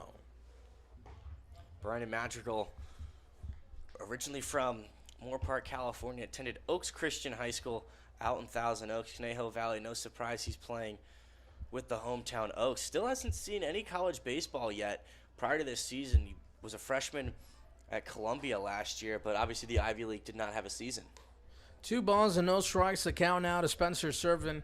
And Chaz, if there's ever been a time for the Orange County Riptide to jump on top of a guy, it's right here. Brandon Madrigal has had a tough going so far this year in CCL play. He's making his 7th appearance of the season, has an 8.10 ERA, as that fastball finally slides the outside corner for a strike 2-1. The Riptide have seen Madrigal before. That was on July 7th. That is when the Orange County Riptide defeated the Oaks 9-0. In that game, he threw 1 complete inning, surrendering 2 hits, 1 earned run, and walking 1. Diaz has 1 stolen base on the season, as this one is popped up towards the right side and out of play. Yeah, and as you can see, Madrigal, 3-quarter delivery, features a nice fastball, usually ranges from about that 87 to 90, 89, 90 miles an hour range. It's been 3 days since Madrigal last saw some action on the mound for the Oaks. That was against the Arroyo Seco Saints. Through 2 complete innings, surrendered 1 earned run on 4 hits, as this breaking ball stays up high and is slapped towards the left side and out of play. The count remains 2 balls and 2 strikes as Colton Freeman awaits in the on-deck circle for the Orange County Riptide. I was going to say that pitch was a miss. Servin just way out in front of it. If he'd been able to hold up a little bit, that ball could have gone a long way. Righty on righty matchup for Spencer Servin. Cody, as this one is ripped towards the middle, and it'll fall in for a base hit. So runners aboard on first and second base with no outs here in the bottom half of the 5th inning. I was just about to say, Cody Adcock delivered a quality game into the hands of Brandon Madrigal. Now it's time for Madrigal to go ahead and preserve this lead or shut down the Riptide completely. And so far, he's on the verge of letting go of a lead, or at least a 2-run lead, because the Riptide are threatening with runners aboard at first and second base. No outs for Colton Freeman, everyone's favorite player. That was just a great at-bat there from Servin. Worked the count very well, and he was rewarded with a 2-strike single. Colton Freeman struck out swinging his first time up. Then he lined out towards shortstop. He lays down a bunt towards the left side. Barehanded grab, and Madrigal falls. And look at that. Colton Freeman, a sneaky little bump ball towards the left side, and he reaches on an infield single, and the Riptide are now in business with the bases loaded. No outs in the bottom half of the 5th inning. The tying run at second, the go-ahead run at first. Oh, here we go. Reed Spenrath looking to break open a party upon Orange County Great Park Stadium, and a quick pitching change as Madrigal is going to exit the ball game, and we'll see a new pitcher. I believe it is another right-hander. It's a left-hander. Actually, it's a left-hander, and while things develop, we'll take a short break.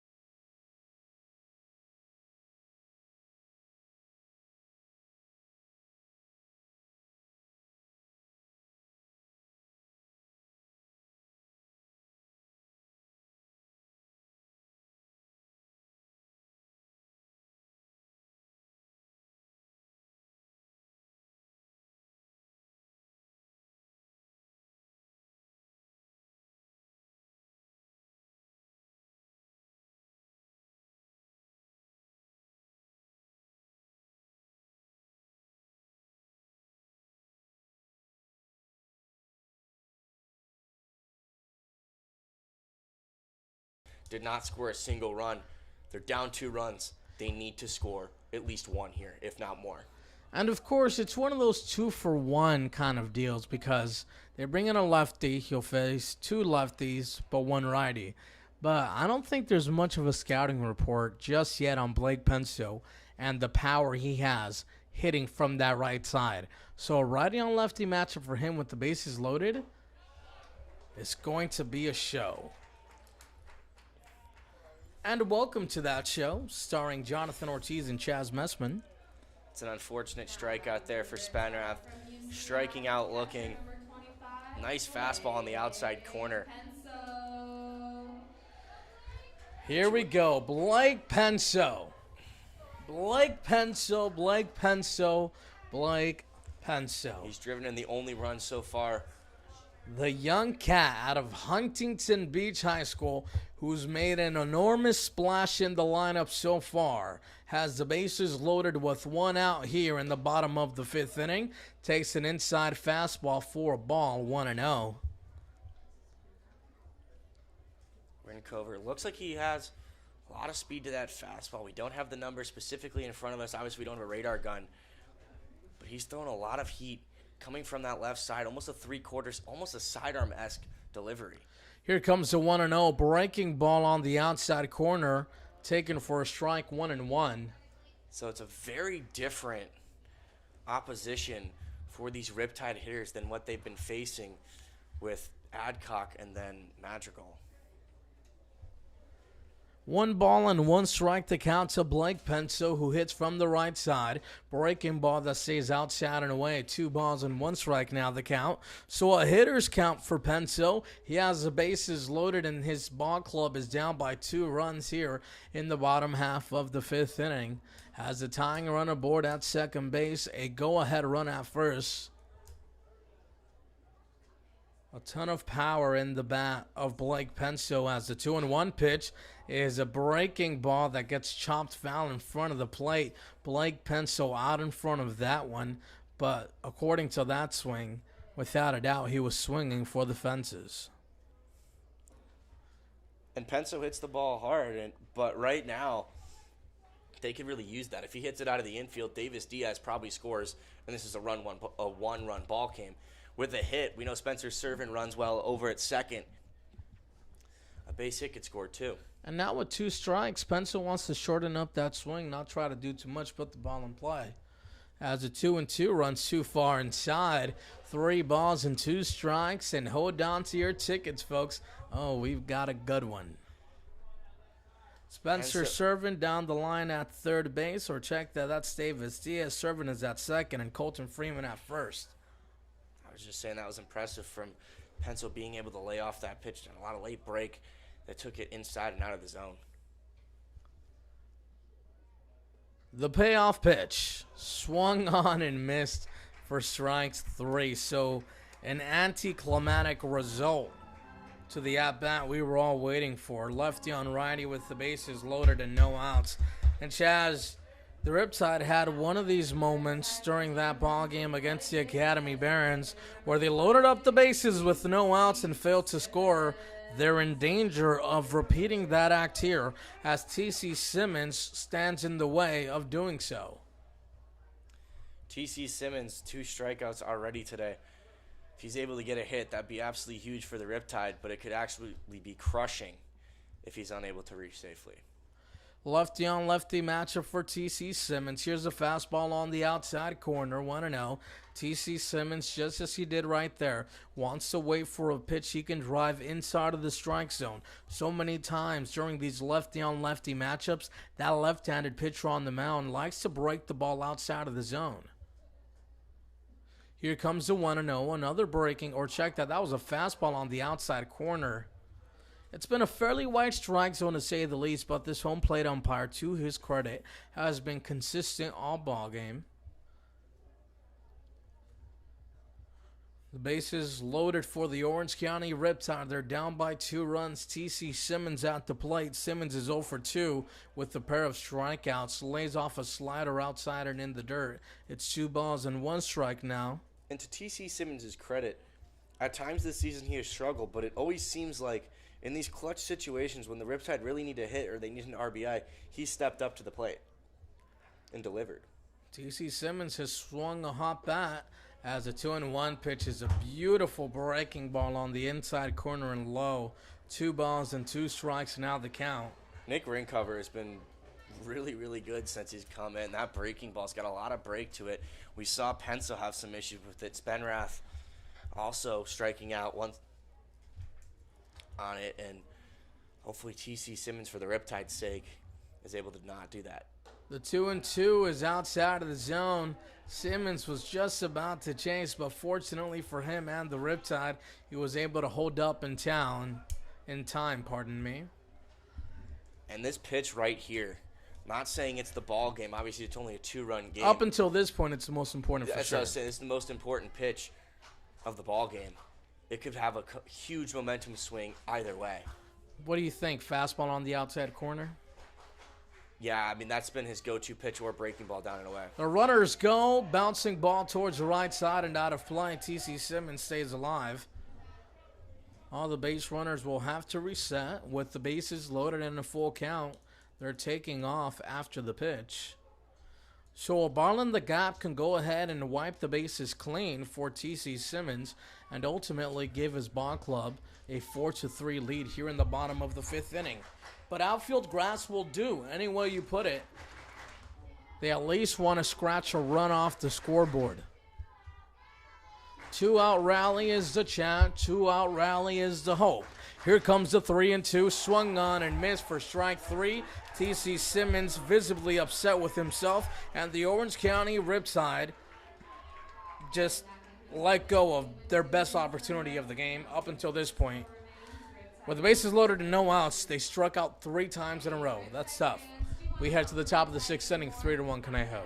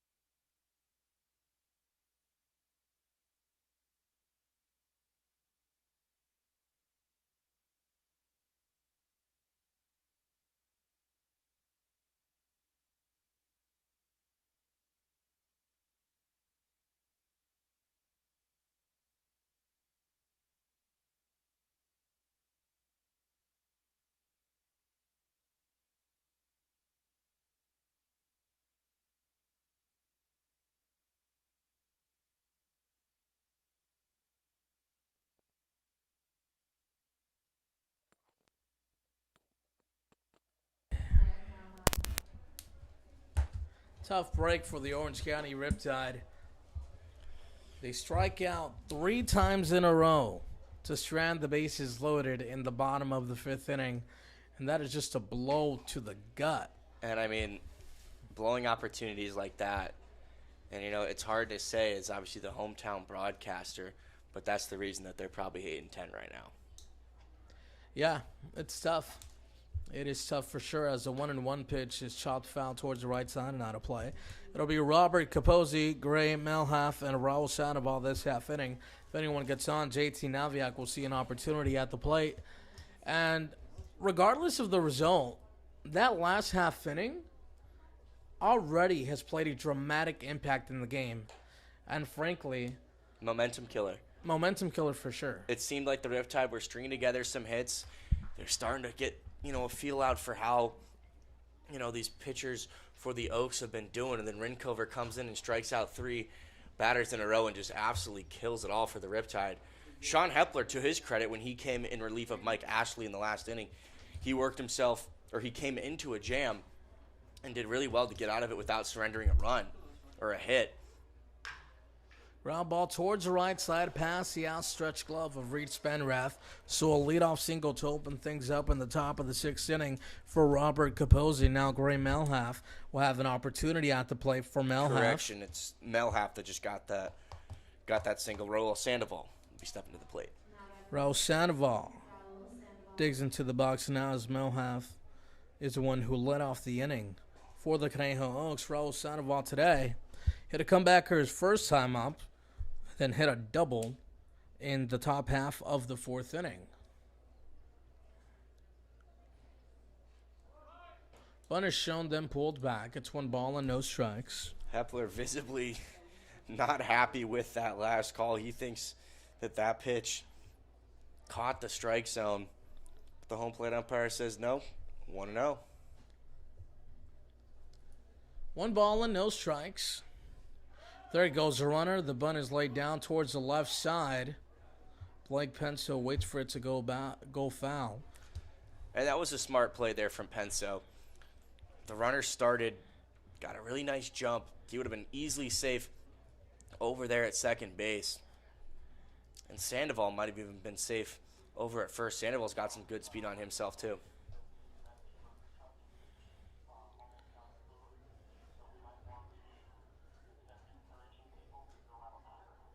3 runs, 3 hits, no errors for the Conejo Oaks. 1 run, 5 hits, 1 error for the Orange County Riptide.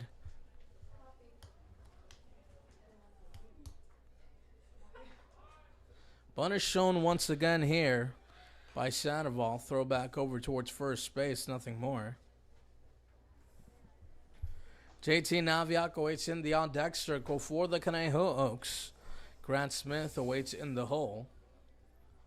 We started off the ball game with Mike Ashley. The ball was transferred over to Sean Hepler. Bunt towards the left side. Hepler cuts off his third baseman, throws towards first, and for a brief second there was no one covering the third base bag, and the runner heading towards second base, Melhalf, was, having some ideas, but luckily for him, a trio of Riptide players went to go ahead and handle that left side. And we saw the Riptide get killed for that a couple of games ago here. With no one covering third base, a runner just went from first to third on I believe it was an error from Davis Diaz that got behind the first baseman. JT Naviak, who's had a productive evening for the Conejo Oaks, steps into the box, takes a slider on the outside corner for a strike, 0-1. His first time up, he reached on a walk and came around to score. His last time up, he hit a sacrifice fly.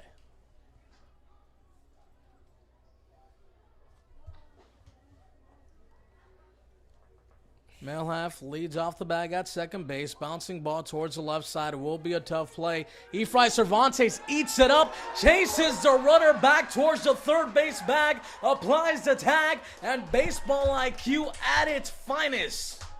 Well done from Cervantes there. That's just a very intelligent, smart play from Cervantes. Gets the leading runner. Big play there from the Riptide shortstop. Sean Hepler was pumped.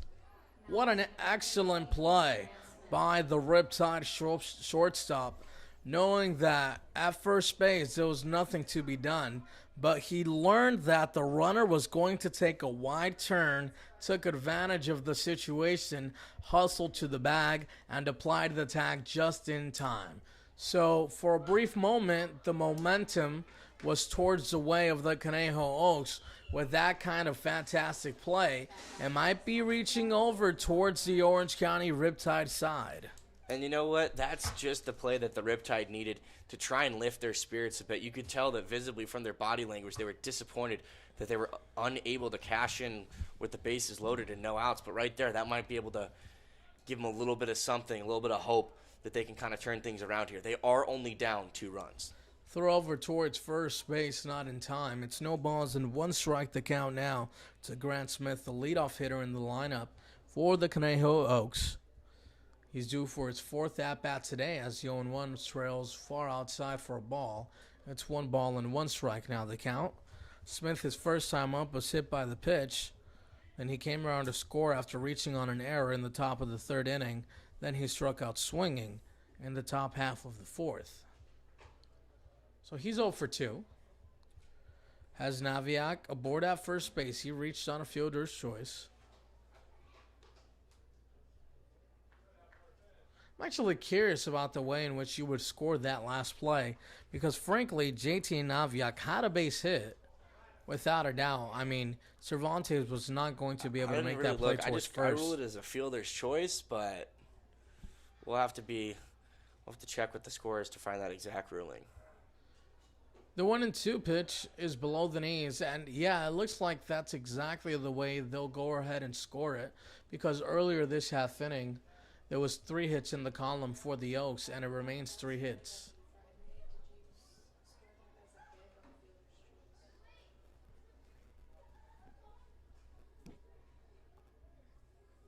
Here comes the 2-2 on the inside corner. Blake Penso held it up for a long time, waiting to listen for strike 3. And we do have a confirmation that last play by Cervantes was a fielder's choice, so no hit over to JT Naviak. Oh, well, poor JT. 2 balls, 2 strikes, 2 outs, 1 man on. There's a 2-2 on Nice the pitch. outside corner for strike 3. So the Riptide come up with some magic of their own on the mound as we head to the bottom of the 6th inning. It's a 3-1 ball game in favor of the Conejo Oaks.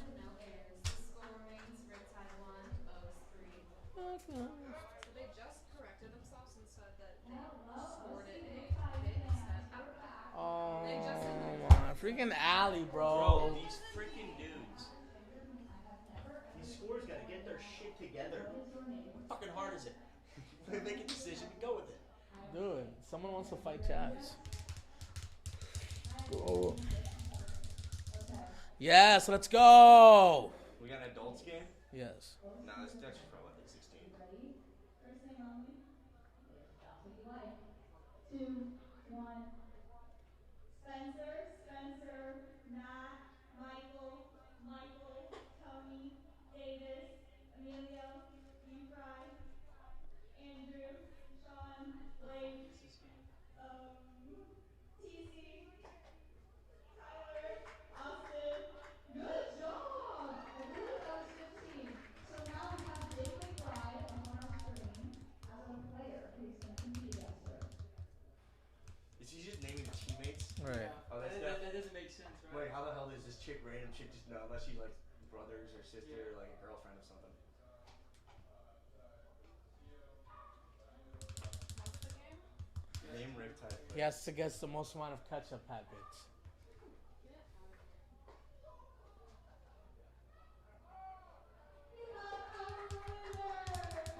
So she guessed the names? Did she get a lot of them right? Yeah. Drop it to Dude, I'm trying to get married in 3 years. It has to be someone's sister or a girlfriend or something.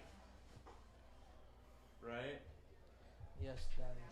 She looks like she was what? She looked younger, so I'm assuming probably a sister. Dude, go shoot your shot. Third baseman number 4, Emilio.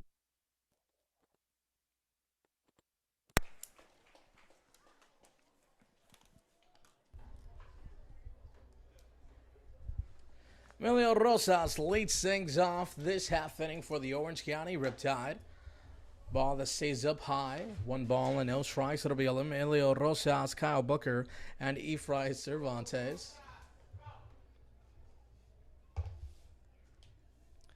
Today, Rosas got left stranded at second base after a single. So, one of the many Riptide hitters that have been left in scoring position today, and they got to start capitalizing on these opportunities because they're running out of time if they want to make playoffs. The 2-0 is below the knees, but caught a strike anyways. 2 balls and 1 strike. And since Rincover has come in, he's been excellent. Struck out 3 batters he's faced. Now he's facing his 4th in Rosas.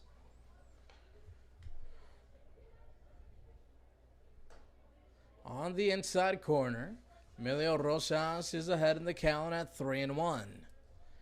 We're in the bottom half of the sixth inning. It's a 3-1 ball game in favor of the Conejo Oaks, and there's been a correction on the scoring involving that last play in the top half of the sixth inning, where JT Naviak was awarded a fielder's choice as opposed to a base hit. That's now been overturned. JT Naviak was awarded that infield single.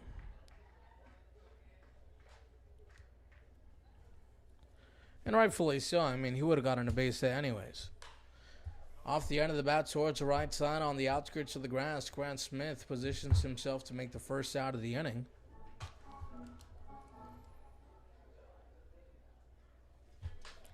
This brings up Kyle Booker.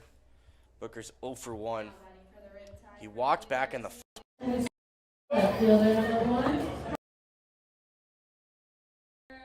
having him hit so deep in this lineup is just I don't understand it, because you'd want one of your best hitters to get as many plate appearances as possible. Oh, I don't know what to tell you, Jazz. Like I said, I don't think it's a terrible idea, because perhaps, the pitch selection won't be as tedious as it would be at the top of the lineup, because he's hitting in the 7th slot. But at the same time, I understand you want him to get a ton of at-bats with runners in scoring position, something he has not had the opportunity to do. On the evening, Kyle Booker flew out towards left field his first time up, then he reached on a walk in his last at-bat. That was during the bottom half of the 4th inning. Efrain Cervantes awaits in the on-deck circle. Nick Rinkover remains on the mound for the Conejo Oaks. It was Adcock, then Madrigal. Now it's Rinkover for Conejo. We started off the ball game with Mike Ashley. Now it's in the hands of Sean Hepler for the Orange County Riptide. And 2 runs isn't a ton. We've seen the Riptide go ahead and erase a 7-run deficit against the Arroyo Seco Saints, a team that is at the top of the CCL conference. Oh, that's That a was a beautiful really nice breaking pitch. ball on the outside corner. Kyle Booker admires for strike 3. I mean, obviously that's a tough strikeout there for Booker, but I mean, that was just a gorgeous pitch. That thing had so much break to it. It looked like that thing was going to be way inside and then just cut right over the plate. I mean, you just got to tip your cap to Rinkover on that last pitch. That is the 11th strikeout of the ball game for the Conejo Oaks, as Efrain Cervantes takes a breaking ball on the inside corner, called a strike 0-1. And sometimes with that sidearm delivery, it's just hard to read those breaking balls versus the fastballs, because the release point is so similar and the breaking balls break at such a late angle. Inside fastball taken for a ball. Now it's 1 ball and 1 strike to Efrain Cervantes. There is a right-hander getting loose and warm in the bullpen for the Orange County Riptide. Davis Diaz awaits in the on-deck circle for the Tide. Looks like the pitcher in the bullpen for the Riptide is Jake Biederman from Davidson. 1-1 pitch travels outside, or check that inside and high. It's 2 balls and 1 strike to Efrain Cervantes. Cervantes flied out twice towards right field. He's 0 for 2. 5 hits in the ball game for the Orange County Riptide. Rinkover looks down the barrel to get a sign, delivers a 2-1 pitch, hit towards the left side. Melhoff is there. He plays it on a hop, throws a strong throw over towards first base, and that'll be that. We head to the top of the 7th inning. Riptide trailed by 2.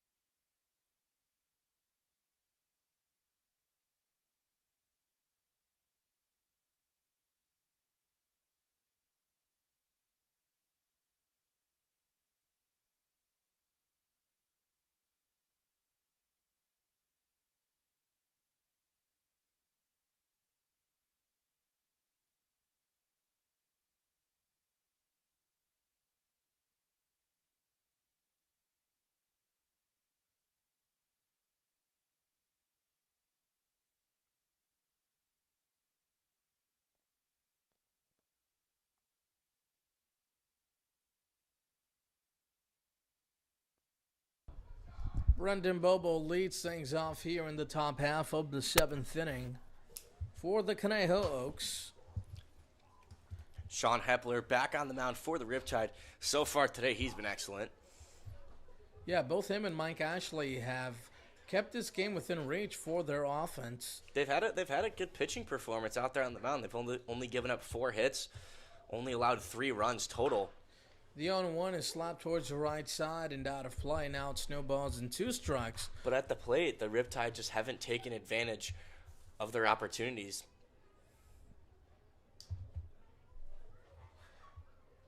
Zach Gregory awaits in the on-deck circle and send arrows in the hole. If anyone gets on, TJ Foreman off the inside half, fouled off the netting.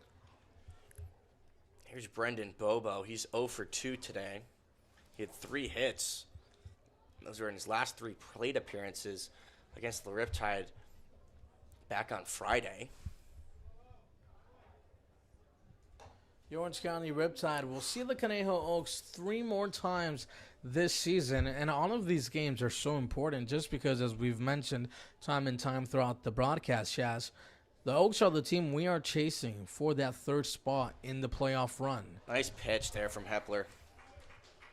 3rd strikeout for him.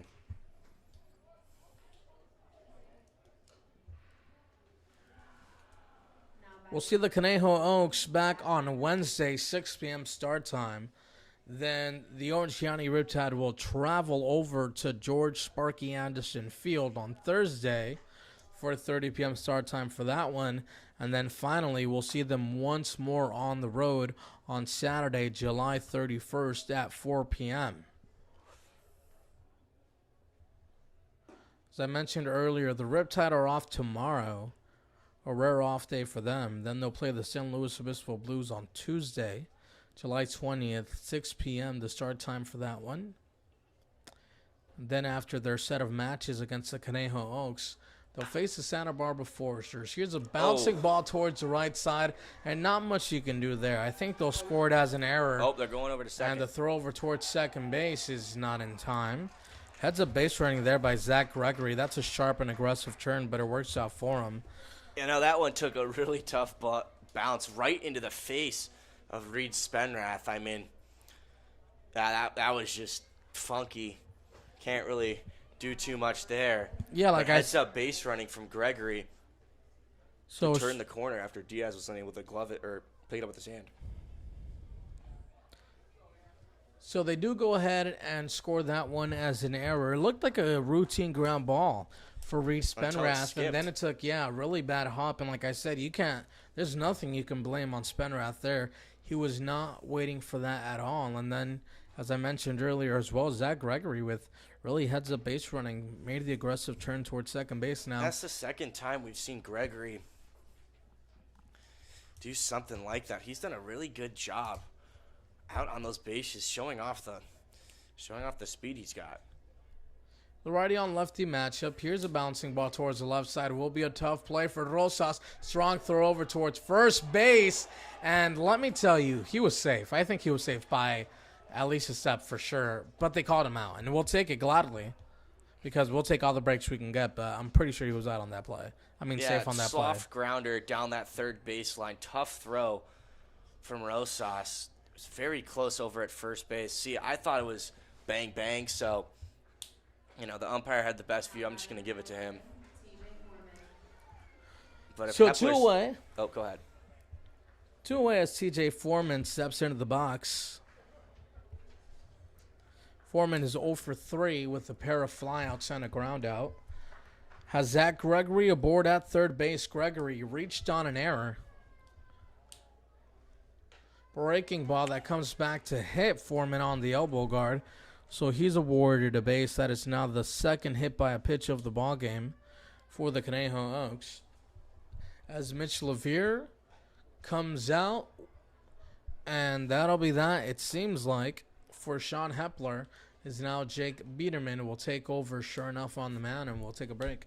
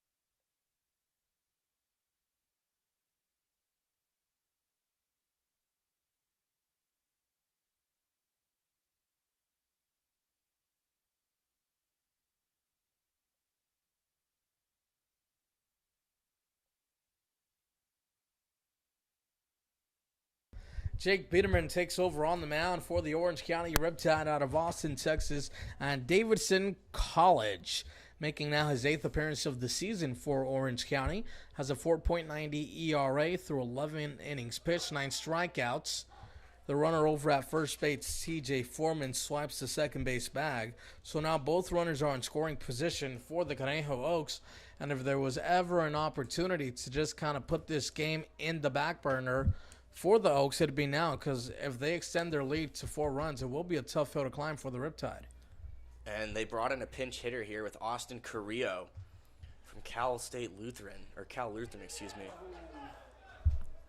That one gets away. A run comes in to score. 4 to 1. That just happened in a tough spot there for Blake Penso.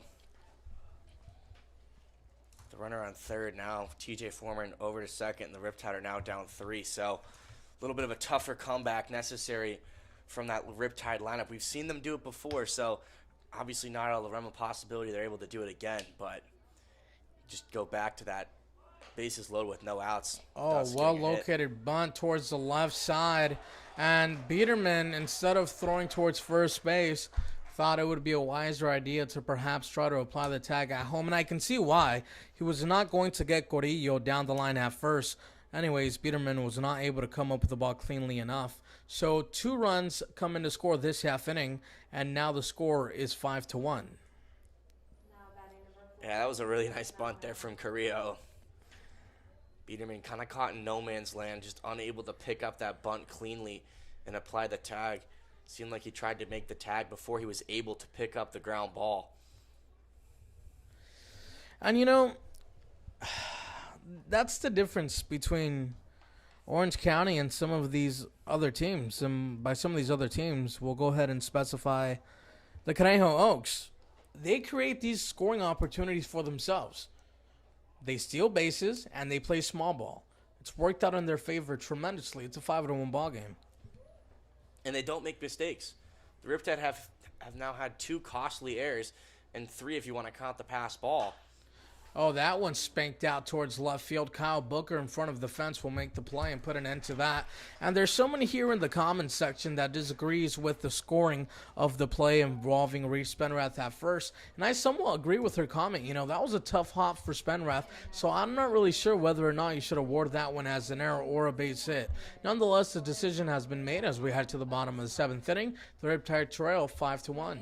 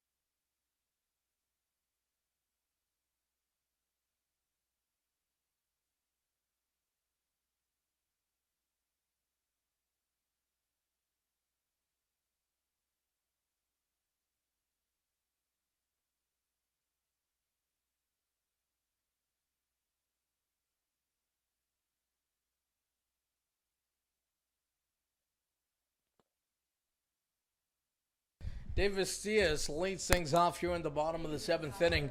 New pitcher on the mound for the Conejo Oaks. That is Brett Jackas. Jackas making now his 5th appearance of the season. Has delivered some quality innings. As a matter of fact, better than quality. Terrific innings for the Conejo Oaks as his first pitch is way outside of the zone. Yeah, the tall right-hander plays his college ball for Cal State LA. Didn't play this past season in 2021, but back in 2020, had a 3.21 ERA through 14 innings pitched. Davis Diaz at the plate, righty-on-righty matchup. Inside fastball taken for a ball. It's 2 balls and no strikes to Diaz. Diaz having a productive day at the plate. Singled back in the 3rd, walked in the 5th, got to 3rd base, and was the man on 3rd that got left stranded when the bases were loaded with no outs, and the Riptide struck out 3 straight times. So he's the guy you want to have at the plate to open up here in the bottom half of the 7th inning. And if you're Orange County, you do not have to put up a 4 spot per se right now, but you want to begin the process sooner than later. Riptide look like they have a right-hander warming up in the bullpen. I'd be shocked if Biederman doesn't go out at least to start the next inning, given the lack of arms that they have. Inside fastball taken for ball 4. So Davis Diaz works out a 4-pitch walk as now Spencer Servin steps into the box. Servin is 1 for 2 with a hit by a pitch, a strikeout, and a double. He also has a stolen base on the day today. Davis Diaz has been busy aboard at first base, dancing around, looking to get the pitcher off his rhythm. Let's see if Brent Jackas plays any attention to him. The right-hander looks out the barrel to get a sign, delivers, outside fastball that snaps the corner on 1.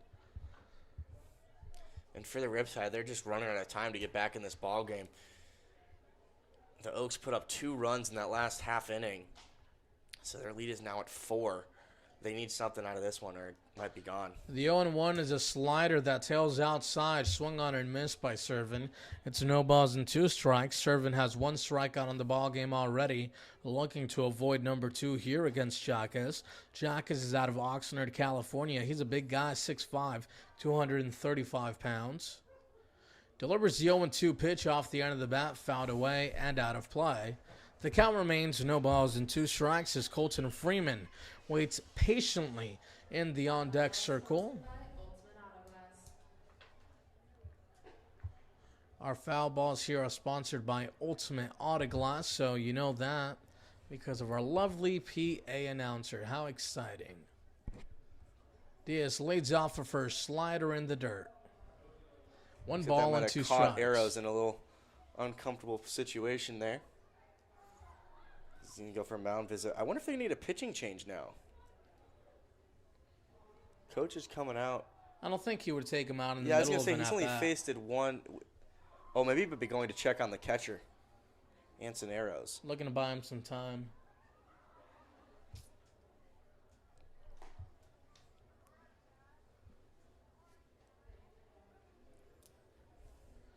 Five to 1 ball game. We're in the bottom half of the 7th inning. 5 hits apiece for each side.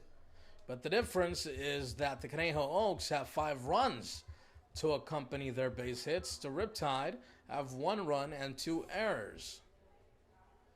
So not too sure what the home plate umpire was motioning for there. As far as I know, that means safe, but I don't know what would be safe in this situation.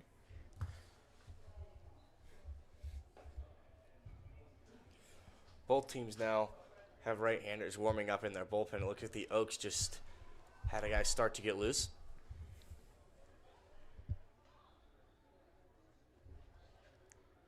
The right-hander gets the sign, delivers a 1-2 outside fastball, and the home plate umpire pulls the trigger for strike 3. 1 away now in the bottom half of the 7th inning. That is the 2nd strikeout of the ball game for Spencer Servin as Colton Freeman looks to go ahead and develop something offensively for the Orange County Riptide. Freeman bunted for a hit last time up. Was left stranded at first base. He's definitely going to want to swing away here. And we know when he does Jackas swing away, he's had success this season. Jackus has not seen some action in quite a while, as that is a big swing there by Colton Freeman, and he comes up empty. He's not pitched since 9 days. His last outing was on July 9th against the San Luis Obispo Blues. He threw 3 complete innings, surrendering 1 hit, striking out 5. So that was an excellent outing then. As the 0-1 pitches another high fastball. Big swing and a miss there by Freeman. It's no balls and 2 strikes. Freeman takes a practice swing after missing there, looking to stay loose. Knows that this pitcher on the mound, Jackus, is coming right after him to challenge him. Maybe an outside slider here or maybe another fastball. Let's see. Another fastball. This one comes back to the mound to second for 1. On to first. Not in time. Look at that stretch over by Brendan Bobo at first base. That guy almost did the splits. So Colton Freeman reaches aboard on a fielder's choice. It's now Reed Spenrath, who's come up a number of times with scoring opportunities for the Orange County Riptide. Steps up to the plate. Spenrath has 3 strikeouts on the evening, 2 swinging, 1 looking. Yeah, he's going to have to turn things around right now if the Riptide want to get back in this ball game. They only have 7 outs to get that 4 runs to tie it up and maybe bring it to extras, but they're just running out of opportunities. Inside fastball slapped the opposite way and out of play. No balls and 1 strike. Like I said earlier this half inning, they don't have to get all 4 runs back here, but they at least want to begin doing so. You know, maybe a run or 2 definitely would not hurt them moving forward. Because you also have to count on the fact that the Conejo Oaks have some outs to play with themselves.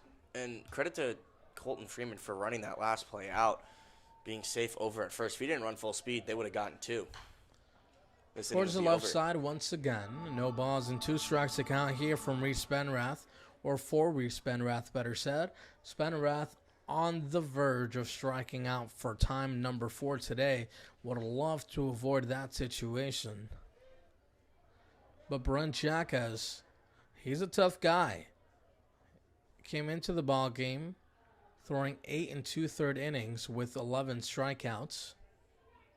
Throw back over towards first base, nothing doing. This half inning, he struck out Spencer Servin. And how Spenrath in the hole at no balls and 2 strikes. Davis Diaz opened up the inning with a walk. Servin then struck out. Freeman aboard at first base. Bounced into a fielder's choice. 3 straight fastballs to Colton Freeman. Let's see what he has for Spenrath. There goes a runner. Oh my goodness. That was a heck of a toss. Colton Freeman got a good jump. But Anson Arrows behind the plate. What a throw. One of the fastest pop-up times I've ever seen. Wow. What a throw. What a guy. And what a poor turn of events for Orange County as we head to the top of the 8th inning, 5-1. Arroyo Seco. Check that, the Conejo Oaks.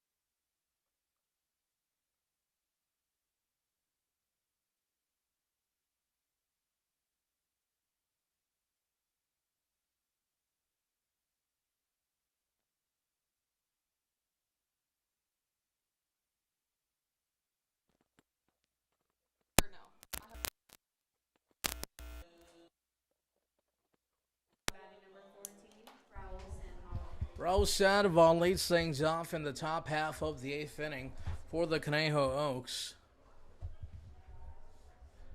Jake Biederman remains on the mound for the Orange County Riptide. This one's off the end of the bat towards the right side. Colton Freeman in front of the 362 sign makes the play. 1 pitch, 1 away. Well done there from Freeman. That ball faded quite a bit towards in the direction of that right field pole. Did well to react to it and make that out. Now JT Naviak has an opportunity.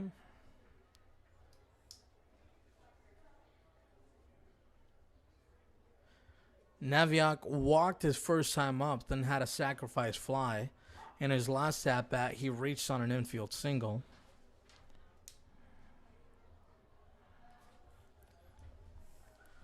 One man down in the top of the 8th inning. I was going to say, it looks like that play over at first at Reed Spenrath is another one of those plays that got changed up on the scoreboard. I believe it was Zach Gregory, originally ruled an error, is now ruled a base hit. So the commenter in the YouTube section, or the YouTube commenter, was actually correct.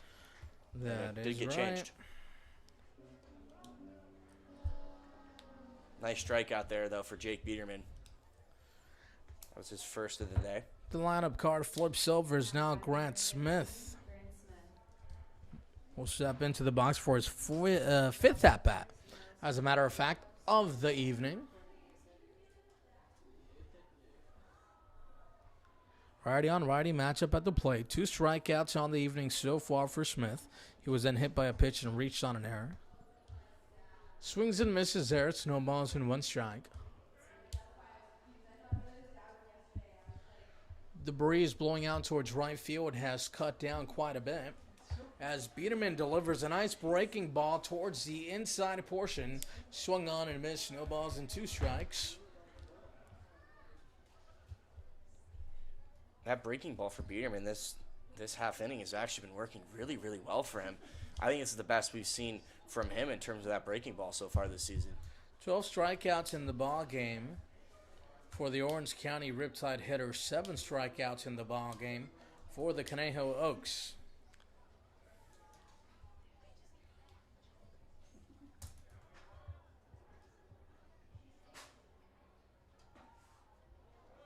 So what exactly is the mascot for Conejo?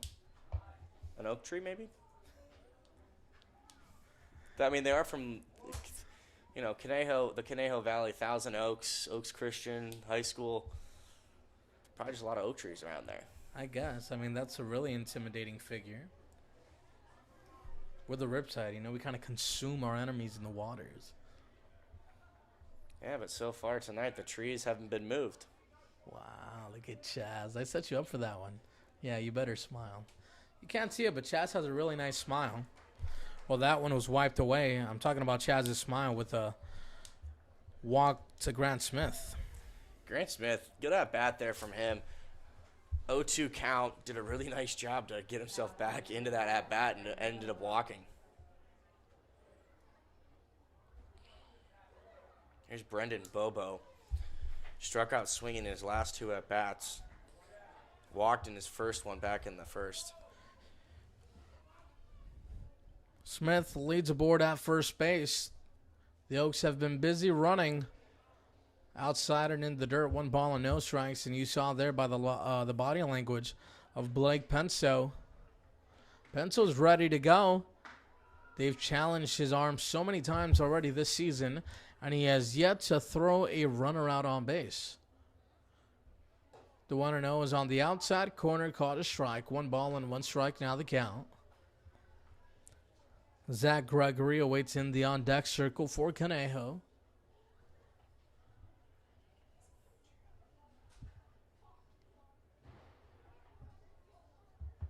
Here comes the 1-1 pitch. The bottom falls out of that one. It's swung on and missed. Now it's 1 ball and 2 strikes. It's a really nice pitch there from Biederman.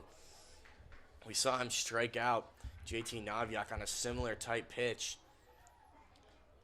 I wouldn't be shocked if he goes to the fastball, maybe outside the zone. Try and get Brendan Bobo to swing and miss and chase the ball. Off the end of the bat towards the left side, Kyle Booker jogs in, and so will the rest of the ball team towards the dugout. As we switch sides and head to the bottom half of the 8th inning, it's a 5-1 score in favor of the Conejo Oaks.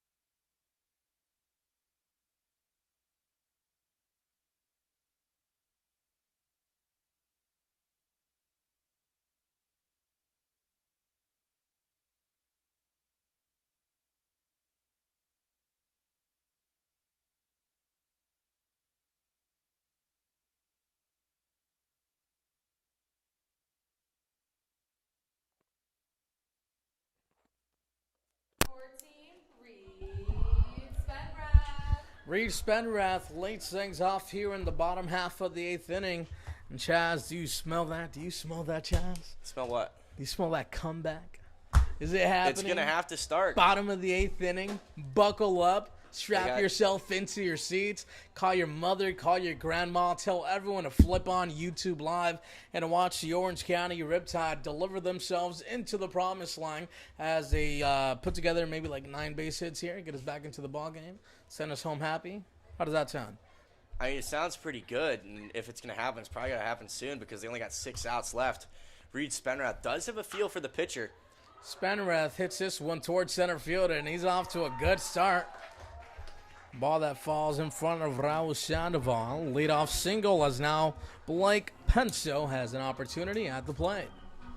Nice piece of hitting there from Spenrath. That ball is a little bit outside the zone. Did well to extend his hands and pooch that out into center field. As I was saying, he already had a little bit of a feeling for the pitcher, Jaquez, because he didn't quite get to finish the at-bat when Colton Freeman got picked off over at second base. After a nice throw from Arrows. But this is the start the Riptide needed if they want to make that comeback you were dreaming of. Blake Penso drove in the only run of the game for the Orange County Riptide. He had an RBI double his first time up, takes the pitch outside and in the dirt. It's 1 ball and no strikes. On deck for Orange County, TC Simmons, Emilio Rosas waits inside the hole. Reed Spenrath aboard at first base. He reached on a single towards center field. 6 hits in the ball game for Orange County. Here comes the 1-0. Bouncing ball towards the left side and out of play. It looks like Mitch LeVier is no longer out as the third base coach. That must have happened in between the ball game, or check that in the middle of the ball game. I was going to say, he definitely was out there earlier. Yeah, I didn't really notice. Now he's just chilling in the dugout with his players, looking to go ahead and inspire some hearts, transform some lives, at least from a baseball standpoint. Do what a manager does. 1 ball and 1 strike. Looks like Jake McBride is the pitcher warming up in the Riptide bullpen. Brent Jaquez remains on the mound for the Conejo Oaks. He's done an outstanding job so far. The only blemish on the scoreboard for the Conejo Oaks was that run they allowed in the bottom half of the first inning. Other than that, they've been lights out. The 1-2 pitch to Penso is a bouncing ball, and I'm pretty sure the catcher dropped that one for strike 3. At least I thought he had done so. But then again, there's a base occupied, so not really anywhere for Blake Penso to go. Tough day for TC Simmons. We talked about how he'd been really swinging the bat very well, but today it just hasn't quite happened for him. 3 strikeouts. Also, 3 strikeouts in the ballgame for Penso. So Penso and Simmons, who had a great contribution to the success of the Orange County Riptide in their last game here against the Conejo Oaks, have gone awfully quiet. 6 strikeouts between them two. As now Reese Spenrath will advance all the way towards second base on that wild pitch. And, I mean, Penso has driven in the only run of the ball game so far, so it hasn't been quite, a poor performance from him, to say the least, but it's been a little bit disappointing if you're a Riptide fan, just in the lack of execution and situational hitting from the Riptide hitters. They've gotten a good performance from their pitchers. They've gotten more hits than they've allowed, and it just hasn't quite gone their way. 1 ball and no strikes to count here to TC Simmons, with an opportunity to change his fortune. He has a run that'll trim this deficit to 3 aboard at second base. This fastball runs inside and it's swung on and missed. 1 ball and 1 strike now to the left-hander.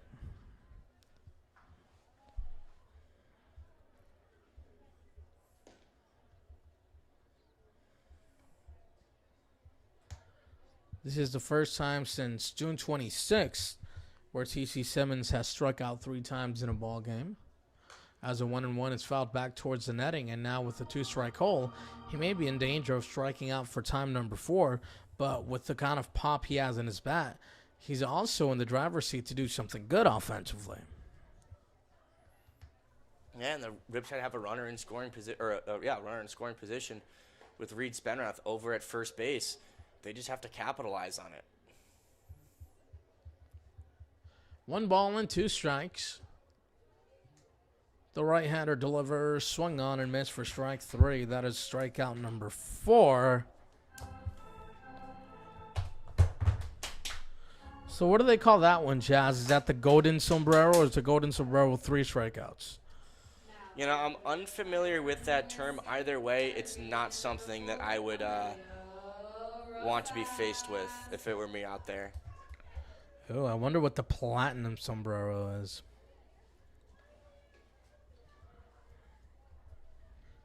Emilio Rosa steps into the box now. Has a runner aboard at second base. The story of the ball game has been runner stranded in scoring position for the Orange County Riptide. They run the risk of doing the same here in the bottom half of the 8th inning. At one point, they had Reed Spenrath aboard at second with no outs. Now they have him there with 2 away. 5 runners left in scoring position so far today for the Riptide. If my On scoring the is outside correct. corner. Count is even, 1-1. Oh, yep. There it was. That's the golden sombrero for TC Simmons.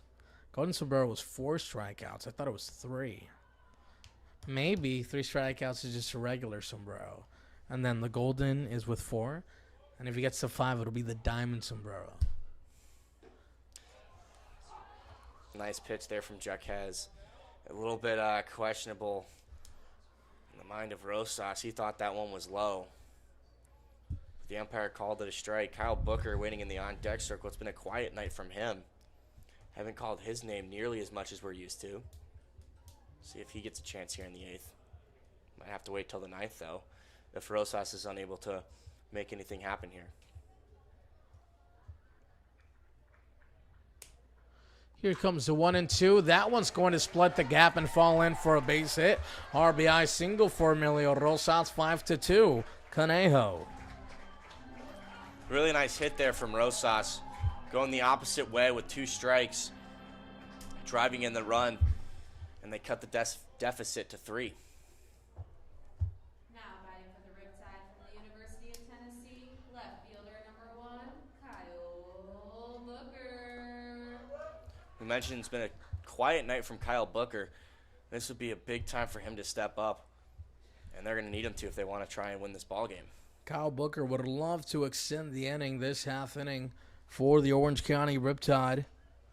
Reached on a walk today. Other than that, he flew out and struck out looking. Has Rosas aboard at first base. Off the end of the bat, lifted towards the left side. JT Naviak in shallow left center field will make the play, and that'll be that. But the Riptide do have a run on the scoreboard this half inning, brought to you by an RBI single from the bat of Emilio Rosas. We now head to the top of the ninth, 5-2, Conejo out in front.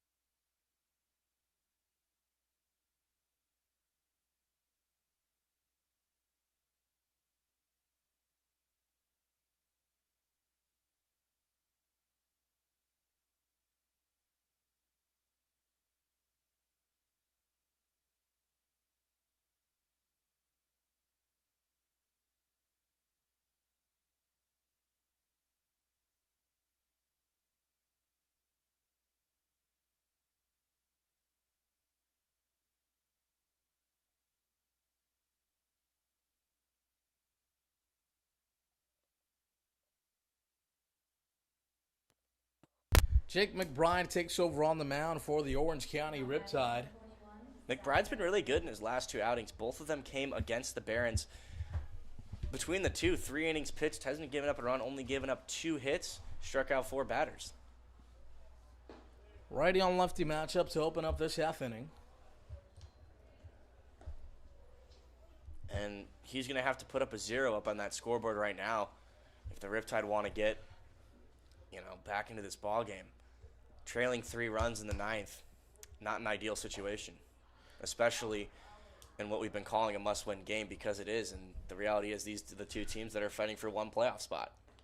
Yeah, I mean, you hit it right on the head there. The Orange County Riptide chasing the Conejo Oaks for that third-place spot. Any game against them is a crucial one. That pitch is inside. Especially when you're only trailing around a game and a half. The Conejo Oaks season sitting at 8-8. The Riptide sitting at 8-10. A win here would have really closed the gap between them, but a loss here could really make that gap be wider than you'd like it to be. Towards the left side and out of play. 2 balls and 2 strikes. Zach Gregory at the plate now. For the Conejo Oaks, it'll be Gregory, Eros Foreman, and if anyone gets on, Austin Corillo. Zach Gregory has reached base safely every at-bat here today. The 2-2 pitch is a good-looking pitch on the inside corner that drops below the knees. 2 singles, a walk, and reaching on a fielder's choice. Good productive evening for Gregory at the plate. McBride wants to do the best he can at keeping this deficit to 3 runs as this is flied out towards left field. Kyle Booker making his way towards the left field line will make the catch in fair territory. One away now as Anson Arrows digs into the box. Arrows on the evening struck out looking, had a sacrifice ground out. Then he reached on a double and a ground ball. You know, it's not quite the evening that Arrows would have looked for at the plate, but behind the plate, he's been absolutely sensational. And I think both of our minds have to go back to that one incredible throw he made to throw out Colton Freeman at second base. Oh, yeah, without a doubt. I mean, that was an outstanding play. Nice pitch pitch on the inside corner is there for a strike. Very nice. I believe that looked like a slider coming in on the hands of Arrows. Yeah, Arrows just has a hose behind the plate, and his pop-up time is just freaking unheard of. You know, when you're looking at McBride out on the mound, fastball, slider, cutter, changeup.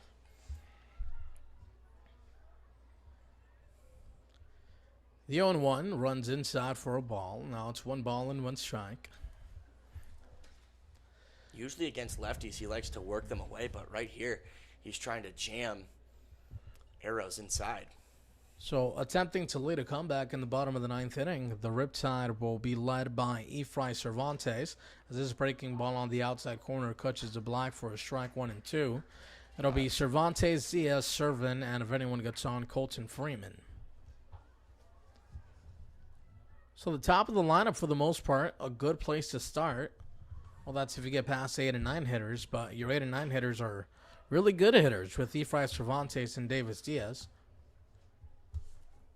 1 ball and 2 strikes here to Jake McBride, or check that, for Jake McBride, 2 Anson Arrows. And the Riptide in the bottom of the 9th, they're going to have to string together a good amount of hits. Oh, that is a beautiful pitch that runs inside, ties up the hands of Arrows. Swung on and missed for strike 3, throw it around the horn, Blake Penso. Good start here for Jake McBride, 2 quick outs. He's able to get TJ Foreman. He's just giving his ball club a chance to try and come back in this game. TJ Foreman digs into the box now. Foreman is 0 for 3 with a hit by a pitch. He came around to score during the top half of the 7th inning. Gave the Oaks their 4th run of the ball game. Here's a ground ball towards the left side. Cervantes is there. Throw Nice over play. towards first base. It's a close one, but it's an out. We head to the bottom of the 9th inning. Will the Riptide make a comeback, or will we end the broadcast?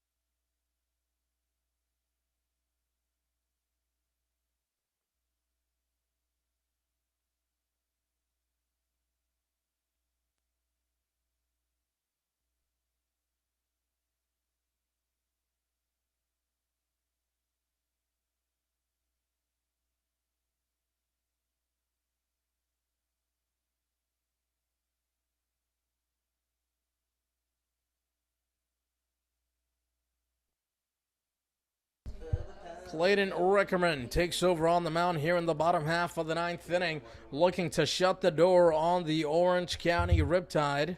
For Rickerman, this is his 8th appearance on the season, and based off his ERA 1.12, the Orange County Riptide have a large mountain to climb in order to get themselves back into the matchup. They got the hitters to do it. Cervantes, Diaz, Servin is the do-up, and it's going to take more than those just three. Chopping ball towards the left side, backhanded, stopped by Mel. Half throw over to first, 1 pitch, 1 away. 2 outs left for the Riptide to come back, and as you mentioned, they're facing a good pitcher, Clay Rickerman from California Lutheran. In 24.2 innings pitched this past season, posted a fantastic 2.92 ERA. Very comfortable in the save situation, had 3 of them in his 13 appearances. Davis Diaz now looking to get something started for the Orange County Riptide. The right-hander delivers a pitch on the outside corner, called to strike. It's 0-1. Spencer Servin awaits in the on-deck circle for Orange County. Colton Freeman in the hole. 7 hits, in the column for the Orange County Riptide. They only have 2 runs to show for it. The 0-1 is hit towards the right side. One hopper into the glove of Grant Smith, so quickly 2 away. And the opportunity and the hopes for a comeback here are quickly fading away into the distance. The Riptide now down to their final out with the top of the lineup. It's just getting tougher and tougher. But, like I said, they have the hitters that can string some together. Spencer Servin, we know, has got a lot of power in that bat. Same with Colton Freeman, Reed Spenrath. This game's not over yet. It's just quickly they're running out of chances. Well, Chaz, it's not over yet just because the 27th out has not been recorded. But with a guy who has an ERA almost below 1 and 2 outs, a 3-run margin, yikes. Well, let's be hopeful. Why not? Here comes the 0-1 pitch, popped up towards the right side. In the center of the diamond, Anson Arrows, the leader of the team, gracefully catches the baseball and shuts the door on a potential comeback for the Orange County Riptide, as they now have dropped back-to-back games. Tough loss against the Conejo Oaks, 5-2, the final score. Chaz, what do you make of the situation? You know what? It's just a lack of situational hitting, and that's been the biggest issue with this Riptide lineup this entire season. They got a good outing from their starting pitcher, Mike Ashley. They only allowed 5 hits, 5 runs. That should be enough with the talent that they have in this lineup. But, the mind's got to go back to bases loaded with no outs, 3 straight strikeouts. That just can't happen in a must-win game when you're trying to win a playoff spot. Yeah, when that situation was developing, we well said that may be the turning point in the ball game, and sure enough it was, with the bases loaded and no outs. The Orange County Riptide failed to capitalize, but Chaz, as in every dark and gloomy game, there is a silver lining. Tonight, without a doubt, it was Mike Ashley performing, delivering quality innings against the Conejo Oaks. Sean Hepler also did a nice job. Jake McBride and Jake Biederman both had good outings as well. That's true. 5 runs on the board, but hey, there's not really much you can do. You're going to give up runs. That's why your job as an offense is to get some back for your ball club. And you know what? They're going to need those pitchers to do it again, and they're going to need them to do it again shortly, because this pitching staff is stretched pretty thin. So this isn't over, but it's just getting tougher and tougher.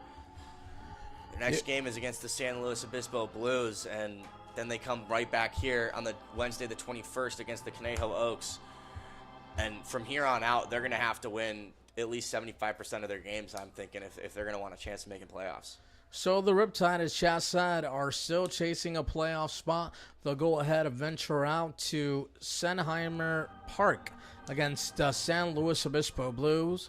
6 p.m. start time for that matchup. You can find that also on YouTube Live. Just look up OC Riptide versus Blues around game time, and the visiting ball club, or check that we're the visiting ball club, but the hosting team will have a stream up and ready to go. We thank you so much for making us a part of your Sunday afternoon. For all of us here with the Orange County Riptide, and specifically Chaz Messman and I, Jonathan Ortiz, we wish you a pleasant rest of your Sunday night.